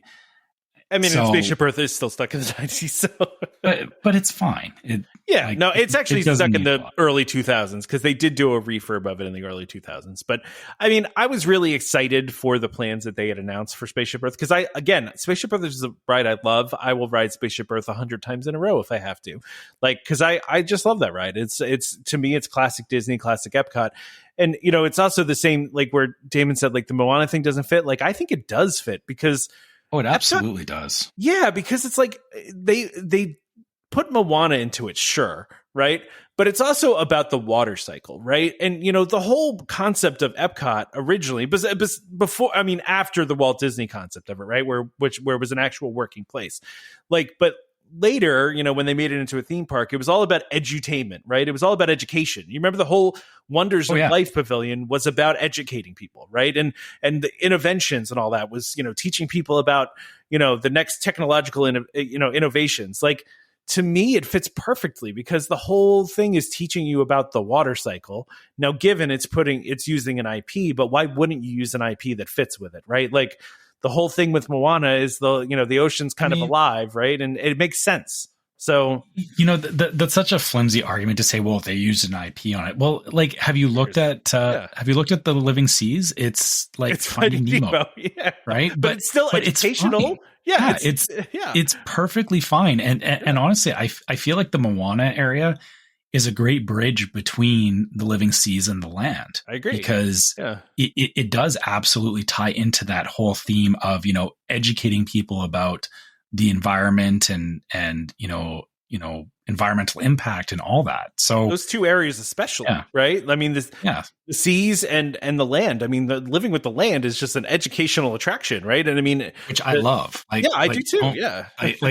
The thing is that whole area reminds me of, we had a science center we still have a science center in Calgary, but when I was a kid, it was like, or they actually moved it at one point. So the old science center, it very much reminded me of like the same kind of things you got at the land, like that educational or like, living with the land. It just gives me that same vibe, and I love it. Like, I don't want them to take that away because there's no need to. It's perfectly good the way that it is. And, it just needs some upkeep every once in a while because, the message is timeless. I agree. Everything that they do in those pavilions is just to teach people about the world, which was the goal. So it's like, why would you change it? I agree. I totally agree. I think it fits perfectly, and I don't mind the Moana branding in it. It makes sense to me. I mean, really, if you look at Moana as a movie, the movie is about not destroying the natural environment, right? Like they put like a whole kind of supernatural thing on it, but that's kind of what it's about, right? Like, so I don't know. We should skip ahead though, because there's so much to talk about, and we're like getting really late here. So, well, okay, real quick, I just want to say I'm so glad that Walcott's going to be gone the next time that I go. Walcott's going to be gone. So December, all the walls come down. Yeah. That's going to be exciting. All right, what's next? Test Track. Let's talk about Test Track. Okay. So, yes. Okay. Whoa. Yeah. Okay. That concept art, that car. Like I know that's the Test Track car, but it looks a little different. It looks different to me. It looks like something from, and I'm going to reference an older movie now, Minority Report. Like it looks like something, right? Yeah. It just looks like something that's like from the future, but like, I don't know. The interesting thing about that concept art to me is not even the car; it's the background, because the background looks like a jungle or like forest. A forest, yeah. And I'm like, okay, like, so then I had to remember, like, okay, what happened in World of Motion, right? Because World of Motion has been closed for a long time. And so they're saying they're taking inspiration from World of Motion, right? And it's like, okay, well, I don't remember what happened in World of Motion. I know it was not the, because that closed in 96, right? It was an Omnimover ride, right? Like, I never even rode it as well, but I've seen videos of some, like a lot. There was a lot of Omnimover rides back in the day in EPCOT. Yeah. So, yeah. And so like, I mean, and what they did was like, they took you through like the history of transportation, right?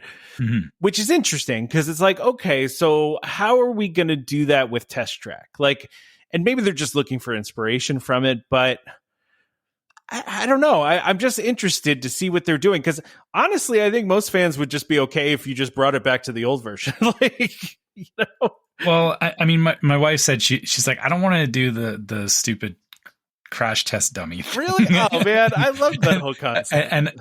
But I said, yeah, but you got to admit the first time you did it, it was pretty amazing. And she's like, yeah, it was cool. Yeah, like if you don't know what's going to happen and like that wall just moves the last second, right? Like, when you come into the room, you're because it was like the joke in the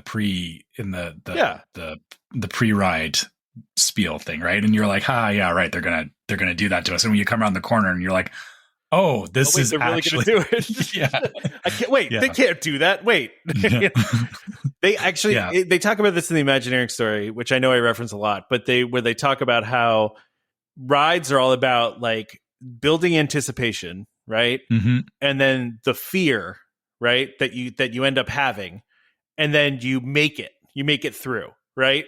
But that's what thrills are, right? Is that you have the anticipation, and then you have that fear, and then you survive it. And so because of that, it's thrilling, right? And that ride's a perfect example of it, right? Because like you said, they tease it in the beginning, and then you get to that point and you're like, oh my gosh, it's really going to happen. But then you survive it, and it's like, that's the thrill of it, right? I just love that whole idea of that. So the more that I'm looking at the concept art, like you said, it's very interesting that there's like a forest in there, because it almost feels to me like it reminds me of Dinosaur. Like, you know what? It's funny you said that, Trevor, because I'm almost wondering if they're going to do like a time travel thing, right? Where they're going to take us through the history of transportation, and our vehicle is going to be like a time travel vehicle. So it'd be like a faster version of Spaceship Earth. Kind of, yeah. Like, and but I mean, like, you can have the fast stuff in there, right? Because you can do what they do in Dinosaur, where it's like, oh, there's dinosaurs around here. Oh, I gotta go really fast to get away with the dinosaur. Okay, get away. Yeah, exactly. And then maybe at the end you make it so that it's like, okay, the into last the part. Future, right? Yeah, exactly, right. So we have to, gun it to 8 miles per hour. We steal Back to the Future, right? We gotta gun. It's too bad they can't do Back to the Future. That would be amazing. Oh, that would be amazing, right? How great would that be? But yeah, like just looking at this concept art, it almost makes me feel that way, because it's like, I mean, they could do that if that's what they're looking to do, like a World of Motion thing, because World of Motion takes you from, the beginning of transportation to the modern day. Like, okay, you could do that with this. You could make it so that you're in the beginning of the transportation and you end up in modern day, and you could still have it be a thrill ride. There's ways to make that happen. I kind of feel like that's what's going to happen now.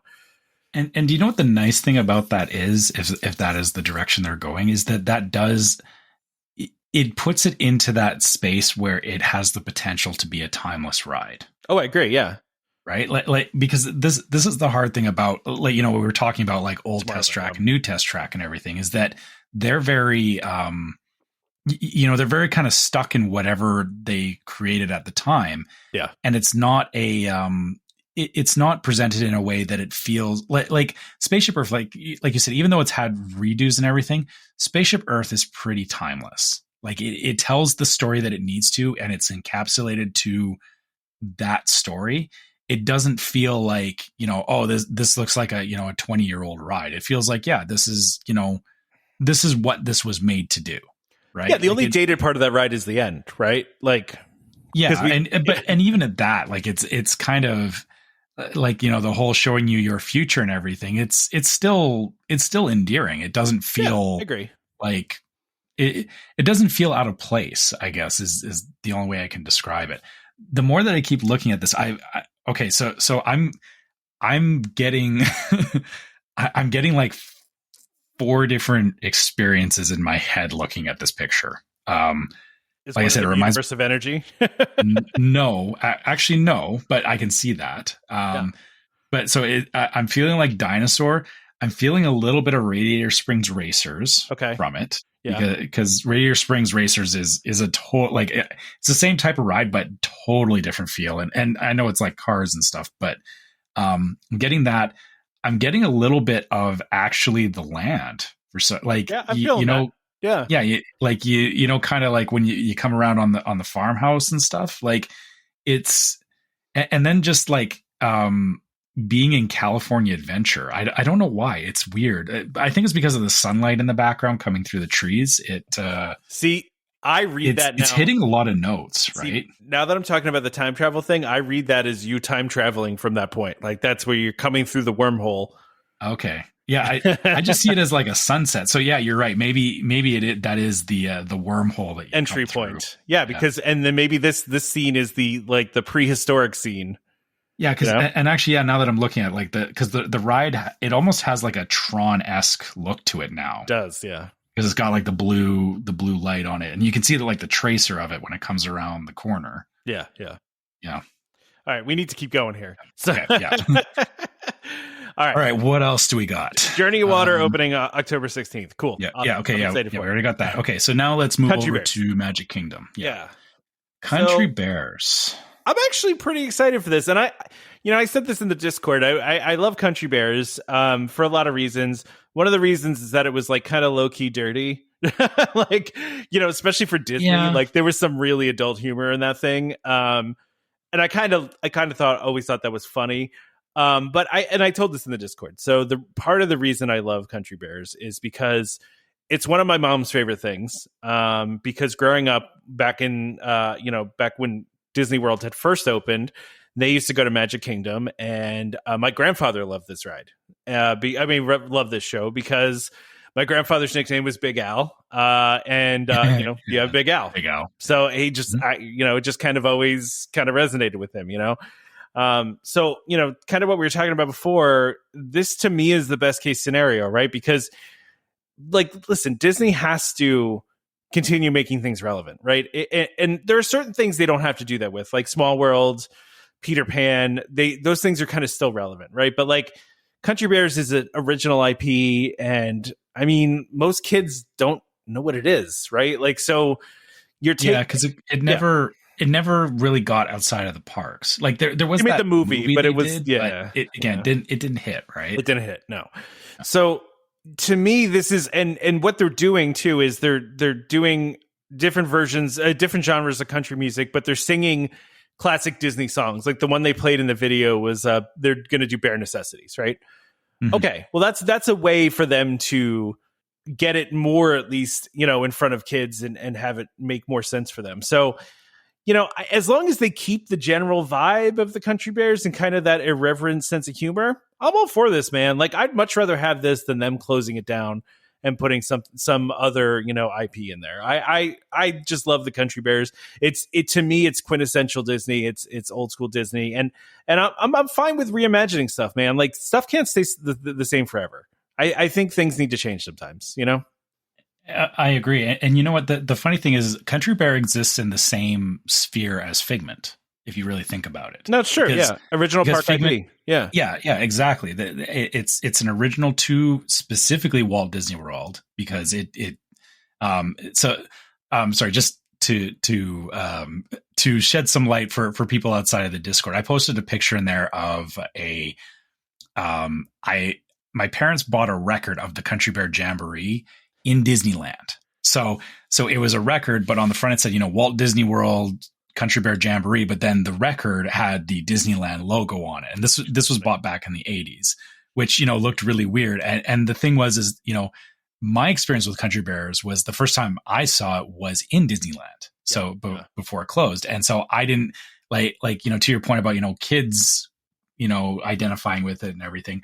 I had no idea what it was until my parents took me there. We saw the show. We all had a laugh about it. My parents bought the record, and I listened to that record a lot growing up. Like I knew all the songs, even though I hadn't been to Walt Disney World to watch it. I remember my wife says she doesn't remember actually seeing the show, but I know we did because we went once in. I believe it was in 2006. We were there with my brother. It was me and my wife and my brother were there. And like, I remember I was like, yeah, let's go watch this because I knew everything about it already. Like I listened to it so much that I kind of already knew the whole show. And so it's funny that, but again, that's because it was made a thing back when I was growing up. So, talking about how they're going to redo it now, this is exactly why is, you get the next generation to, you go watch a show like this, tying in the older Disney songs in a country style into it is really a smart way to do that because it brings people in. Like if you listen to a lot of those songs in the original, it's like, what is this? I've never, I don't know where this came from or right. Like it's very weird and obscure. This makes it a little more mainstream. And then the other thing I thought about too is, since they're reimagining this, we've talked previously about animatronics and how good they've gotten in the last couple of years. I don't want to assume that they're going to do this, but there's definitely potential that you will get whole new animatronics in this attraction. So, and I know it seems like not a big deal, but there is actually a lot of movement in the Country Bears Jamboree. Like there's a lot of stuff. I feel like the old school animatronics are kind of part of the charm.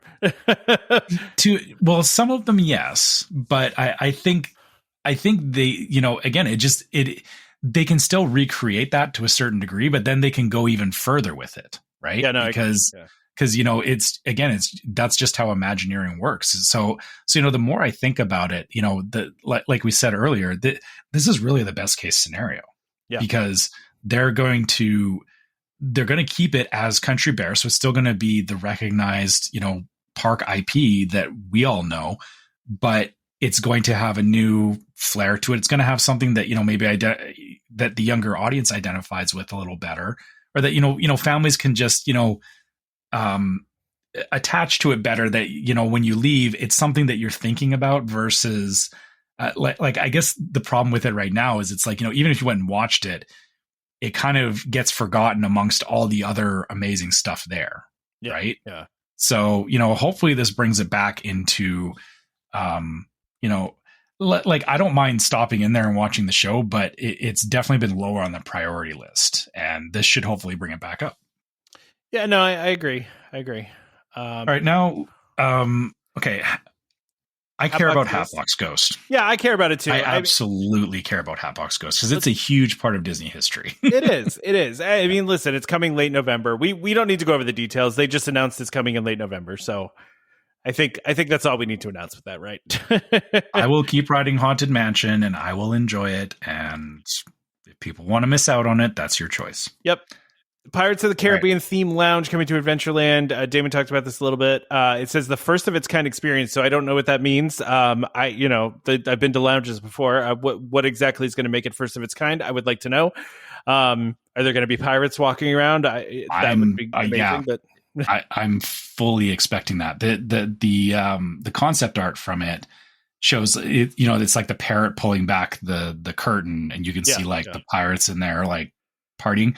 It very much gives like when they were in Tortuga in the movie, in the first Pirates movie, very like rowdy and kind of chaotic. Yeah. I feel like it'll be something like that. Like it's the hard part is that they'll have to keep it family friendly, of course. Yeah. But I think what I feel they're going to do is, like you said, it's going to be something with pirates, like all the cast members, and there will be pirates, behaving as such and all that. And I could see it being something where, kind of like going to Trader Sam's, how you get. Yeah, that's what I was kind of just thinking, where they're part of the show, the servers and the bartenders. Yeah.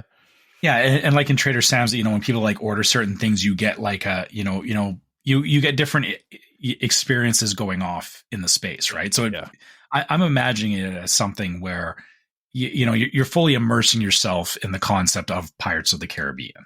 Yeah, I agree. Like to that point, we haven't really had anything like that in the park. Yeah, and also they teased the return of the the Barker bird that's in the concept art. So used to be outside the attraction. That's true. Yeah. So yeah.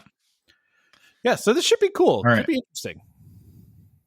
All right, let's talk about a couple other things quickly here. We're like way out of time. So Ahsoka's going to be in Star Tours. Okay, cool, great.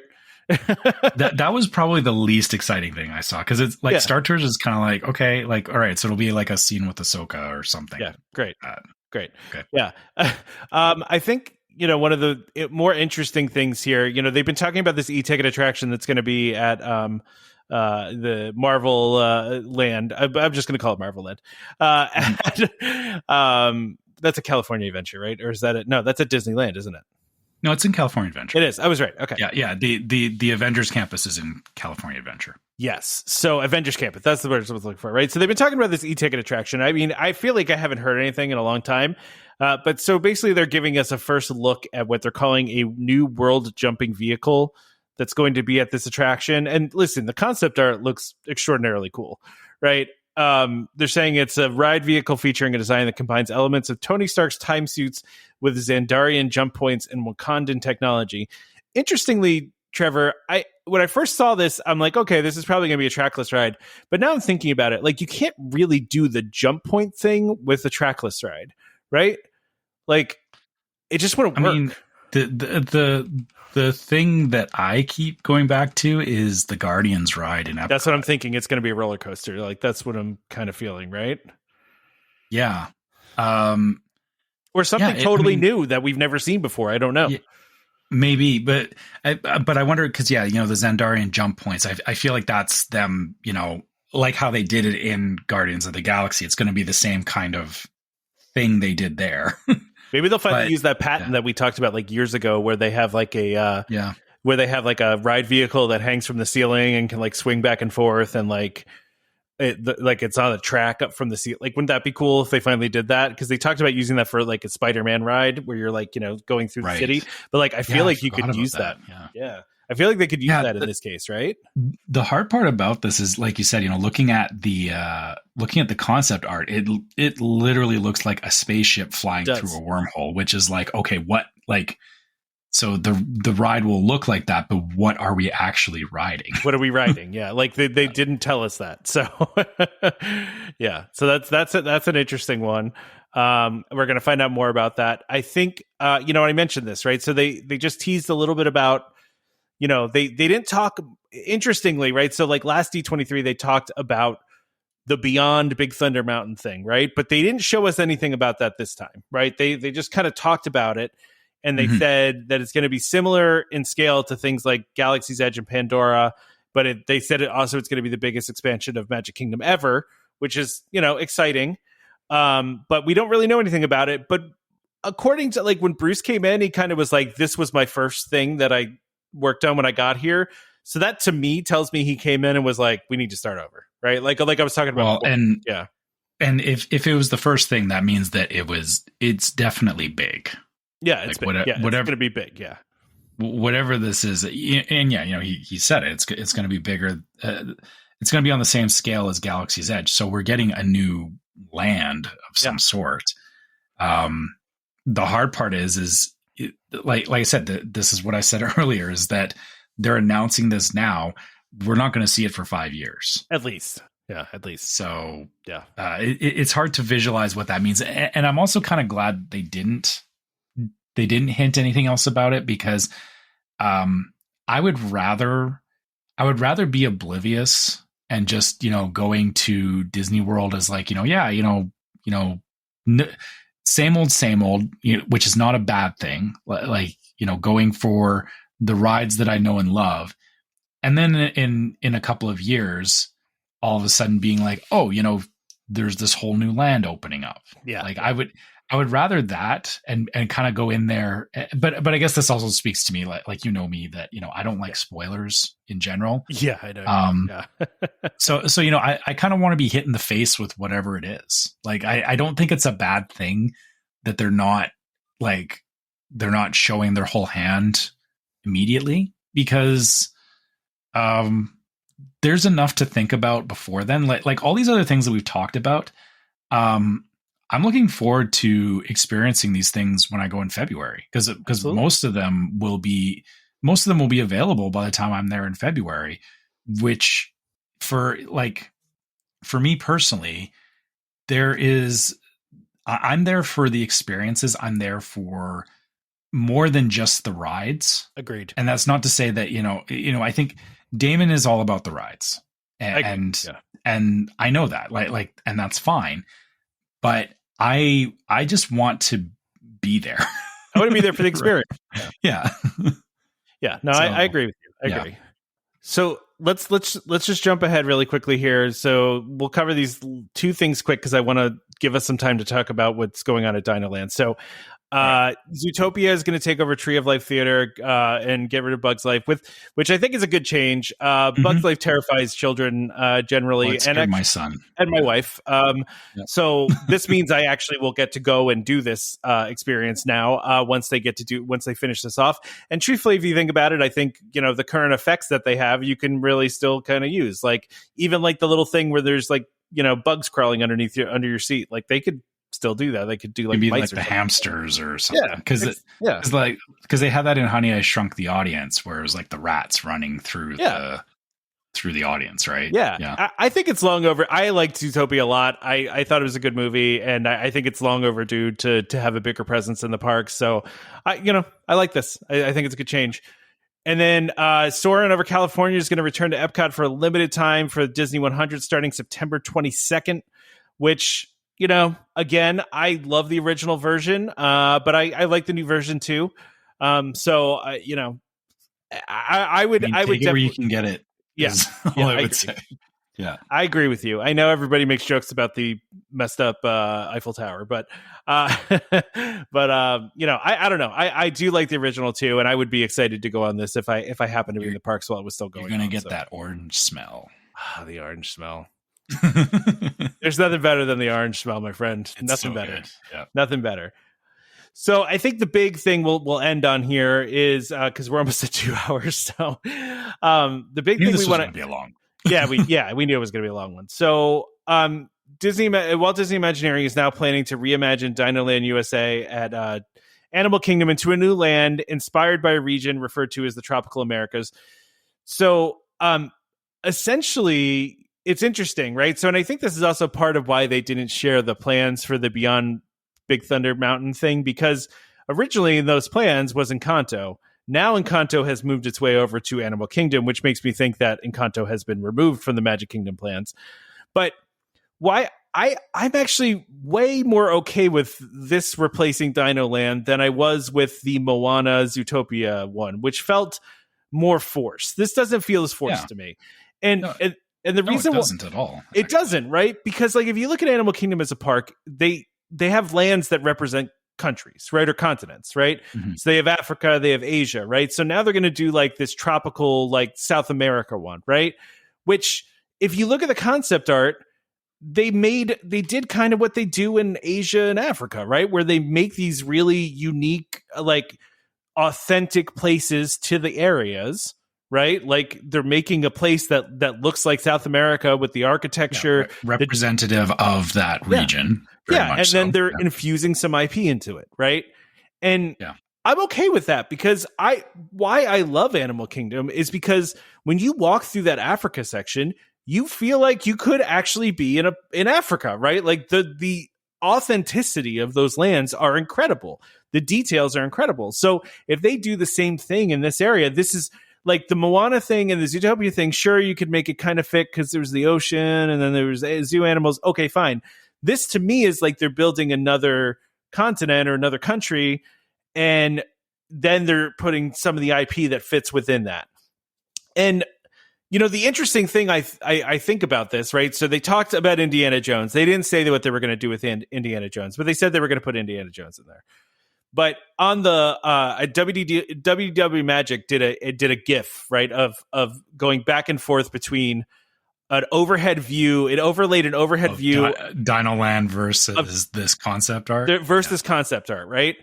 And it is very clear when you look at that the entrance for Dinosaur changes into an ancient temple, right? Which to me, like, it's very clear, right? So to me, Dinosaur is numbered. Its days are numbered, right? Like it's going to turn into Indiana Jones. I don't know what they're going to do. I don't know if they're going to copy the version from Disneyland or if they're going to build something new and like just make an Indiana Jones themed and tell a new story, which I think would be ideal. I would love if they did something new there. But to me, if you look at that concept art, it is very clear that that's going to become Indiana Jones. I guess go look up the entrance to Temple of the Forbidden Eye. Yeah, it's that. It's literally that. Yeah. Yeah. So to me, it's like in my head, I go, okay, yeah, they're going to replace Dinosaur with Indiana Jones. And again, this is all, so we're all saying this, keep in mind, purely speculation, but, educated speculation. just doing a 1-to-1 replacement with Indiana Jones. That is definitely the easy route. It's an easy redo of the ride because they already have all the pre-existing stuff in Disneyland. It's very easy to do a copy paste there. And the bonus of doing that is that it's, to people in Florida or, people going to Disney World, may not have experienced the one in Disneyland, which is a very different experience from Dinosaur. Like the thing about Dinosaurs, it's very closed in, and it's in the dark, completely. Yeah. Well, so is Indiana Jones. Indiana Jones is in the dark too, but there's a lot more wide open spaces, and it does have a lot more impressive feel to it. The hard part, I think, for some people will be getting over that. Well, it's just the same ride. Yes, I mean it makes sense to me that they wouldn't go and completely nuke the track for no reason. Like, because if they were going to, if they were going to do this, like keep the ride the same, because that's half of the. It makes it easier for them to get this out quicker. Is what the reality is that, if they're redoing this entire land, it's one less attraction that they technically have to worry about, because they don't have to build it all from scratch, right? And they'll change all the bumps and everything, right? Like, you won't get the same like bumps. They'll change it. So the funny thing about Indiana Jones is that when you ride it, like it does not feel the same. Even though I know it's the same track as Dinosaur feels different. Okay. Like I cannot. I mean, I guess I've never sat and watched like two videos side by side, but when I ride them, I can't be like, oh, this, I know where this turn is in Indy, right? Like it doesn't feel the same. So I think it'll be different enough that people will appreciate it. Well, the other part of it though too, Trevor, is like, I won't take my daughter on Dinosaur because I feel like she'll have nightmares for the rest of her life, right? Well, but I mean, Indy would. I don't think Indy would be as bad. I've watched videos of Indy. It doesn't feel as scary as, a giant dinosaur coming at your face. I don't know. There's a lot more stuff. Well, there's the boulder. Yeah, I know. There's like, I've watched the videos of it, but like, it doesn't feel like, I don't know. There's something about dinosaurs, about the animals that would, I feel like, disturb my daughter forever. And my sister won't do Dinosaur either because it scares her. So to be fair, the first time I took my son on Indy, when he was tall enough to get on there, he was young enough that he said something to the effect of he thought that the back of our Jeep got crushed by the boulder. Oh my God. Yeah. Okay. Well, that's fair. Yeah. We should also mention though too, right? So it's not just Indy, right? So they also have the casita from Encanto, Casita right? Madrigal. Yeah. I thought of something. I was thinking about what Damon said earlier about how it doesn't fit in Animal Kingdom, or how does that fit in Animal Kingdom? I mean, you have the casita. You could do a petting zoo with Antonio's room. Yeah, that's true. Yeah, like because Antonio's like, is there animals in it? Absolutely, because Antonio's whole thing is talking to animals, right? Yeah, and then so like I mean, yeah, it's not that hard to put it in there. Yeah, no, I agree with you. So the thing I took away from the concept art, and I said this in the Discord, right? If you look at where they put the casita, and you look at where it is, right? It's basically where Primeval World was, right? Yeah. And because of that area backs up to a backstage area, right? So to me, and if you look at the concept art too, tons of tall trees around the casita, right? So for me, that tells me some sort of ride where they're going to build a large show building in the backstage area. And it's going to be some sort of big attraction with Encanto. Mm-hmm. And, because typically tall trees in Disney means hiding show buildings, right? Like that's what they do, except at EPCOT where they don't seem to care. But everywhere else, they try to hide show buildings with tall trees. You can't get trees tall enough to hide Guardians. There's nothing that could hide Guardians ever in the history of man. So, but yeah, you're right though about the casita. Yeah, where it's positioned, very much there is potential there for very large space. But again, that it doesn't even have to be that big of a space. It's just there is something to be said, like looking at this concept art, giving that feel of like walking into the movie and walking up to these set pieces. That is as much important as the rides. Like not everyone necessarily feels that way about it, but I've been to Radiator Springs, and there's nothing like walking into Radiator Springs. For anyone that has walked in there, what I'm talking about. I feel like, Disney, and, again, back to what you were saying earlier about, with Imagineering and all that, they're not just looking at pumping out the next ride or, getting the next thing going. Like these are going to be experiences. It's going to be like you want it to be something like for you, Tom, you want to walk in there with your daughter. Yeah. And you want her to feel like she's in Encanto. Absolutely. So, I mean, I don't see why they wouldn't do this. It looks fantastic. It looks like somewhere I want to be. Yeah. The concept art's incredible, and it's not, it's that this is why I like it, right? Because if you look at it, and listen, we don't have details, right? But like, it doesn't really look like the Encanto movie, right? Like it looks like a place you'd see in South America. It that's what it looks like. And it just happens to have that casita there, right? Like it's got kind of that theme to it. They're not trying to build the town where Encanto takes place there, right? It feels like the front courtyard where Encanto takes place. Yeah, you're right. It's kind of like sectioned off. Like it's just that piece of it. But I feel like just walking into that would be impressive. No, I agree. And like with the mount, like because they also have like the mountain in the background too. They right? do. Yeah, they do. Yeah, they do.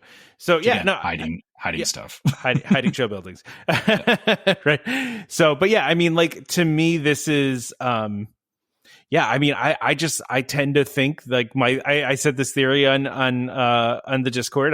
I think that they are going to build a trackless ride that takes you on a tour through the Madrigal house, because if you remember from the rooms you know, they don't the laws of physics do not apply to the Madrigal casita, right? So so you can go really deep into these rooms and you can make these Bruno's room, Isabella's room, Antonio's rooms are all in the movie, and then I mean you don't even see Luis's room. No.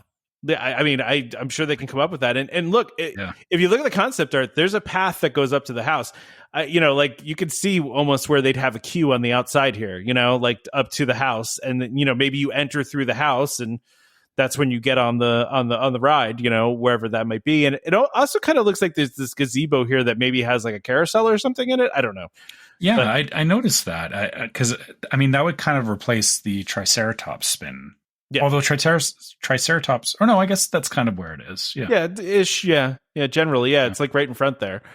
So yeah, this concept art looks fantastic. And I truly believe that this is why they didn't talk about the Beyond Big Thunder thing, because, you know, this is the next like, thing first. Yeah. They moved a lot of the concept for, you know, Encanto over here. So now what are they going to put in Magic Kingdom? They're not still going to do Encanto at Magic Kingdom, you know? Yeah. So, which it's, yeah, you know, because like they said in the announcement, how they kind of like reset on stuff. Yeah, they did. Yeah. I feel like it's a priority thing. And again, I'm just the more that we're talking about this, and I know we're at time here, we're way over. Yeah. But I feel like, you know, that they assessed, you know, Dinoland and Beyond Big Thunder. And the thing about Dinoland is that it's a lot less work to get it to the place where they want it. Sure. Because you know, part of it's really shut down. Like, you know, Dino World's shut down.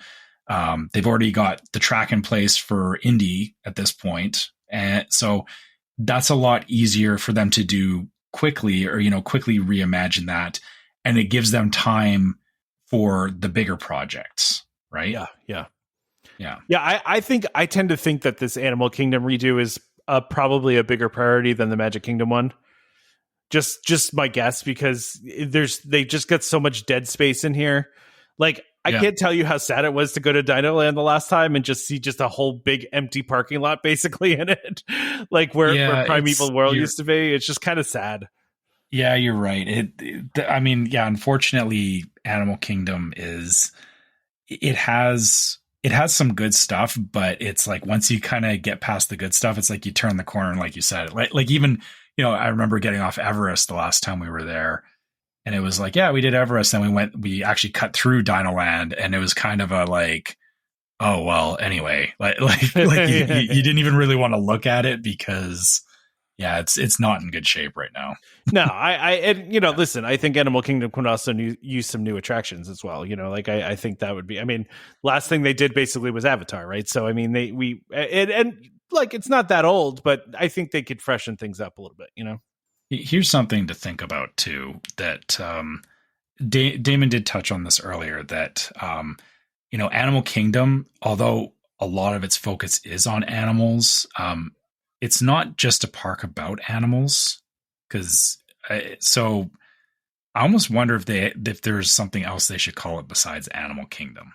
Yeah, just kind of a bit of an aside, because of stuff like this that they're doing. Like, yeah, they're representing different areas in the world and stuff, but I mean, it's not a zoo either. Like, we know that. It definitely has. Yeah, it definitely has. A lot of stuff that a zoo would have, but the focus is not entirely on animals.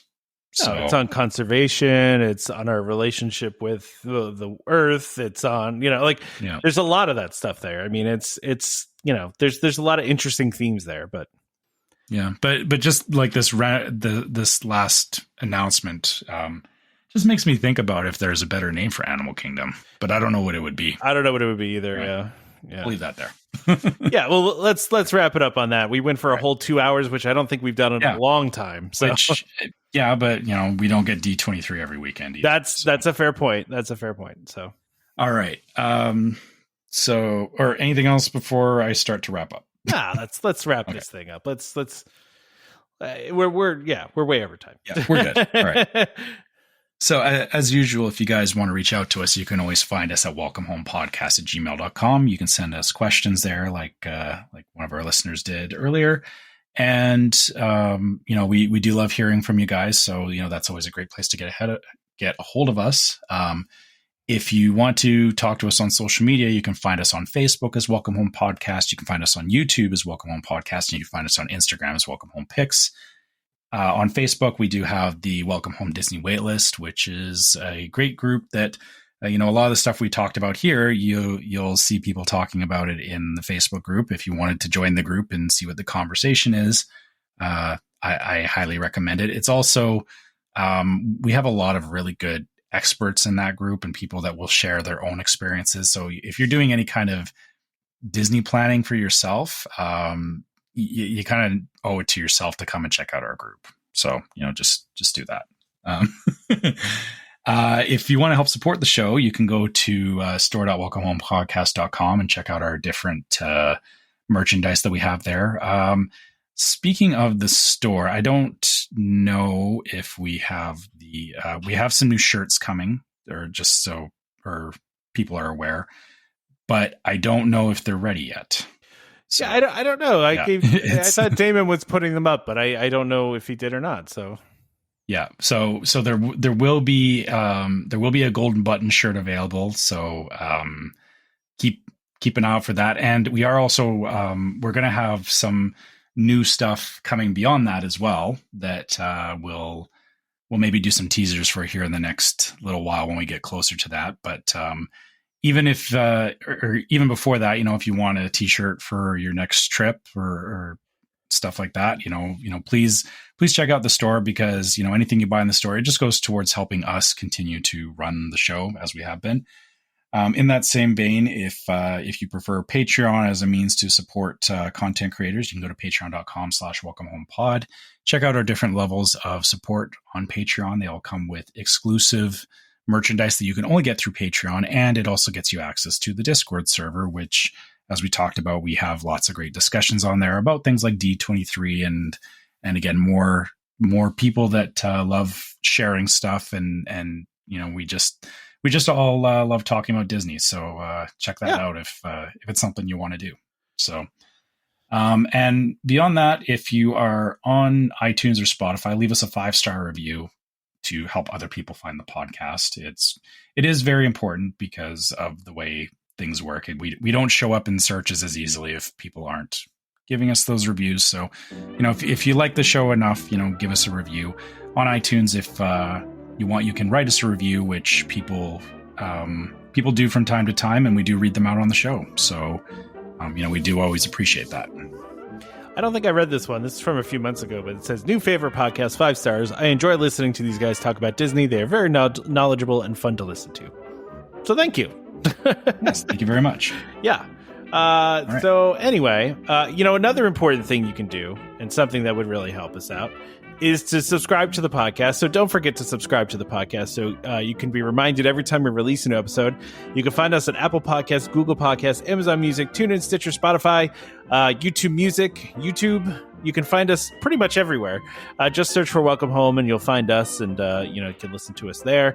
Just a reminder to our listeners, Welcome Home Podcast is for entertainment only. We are not employed by the Walt Disney Company, and as such, all opinions we express on the show are our own. So, please consult a DVC representative or, Disney cast member for more information about anything we talked about today. Huge thank you to our sponsor of this episode, DVC Rental Store, for sponsoring this episode, and also, World of DVC for being continuous supporters of this show. We really appreciate them, so please go check them out for all your DVC needs. Join us next time for more Disney Parks discussion. Of course, more DVC talk. We hope to see you all real soon. This is Skipper Albert Awol, the voice of the jungle, signing off from Welcome Home Podcast on the DVC. Do a huddle when we hit its hair. How she can cuddle is no man's affair. I looked around from pole to pole, found her in a sugar bowl.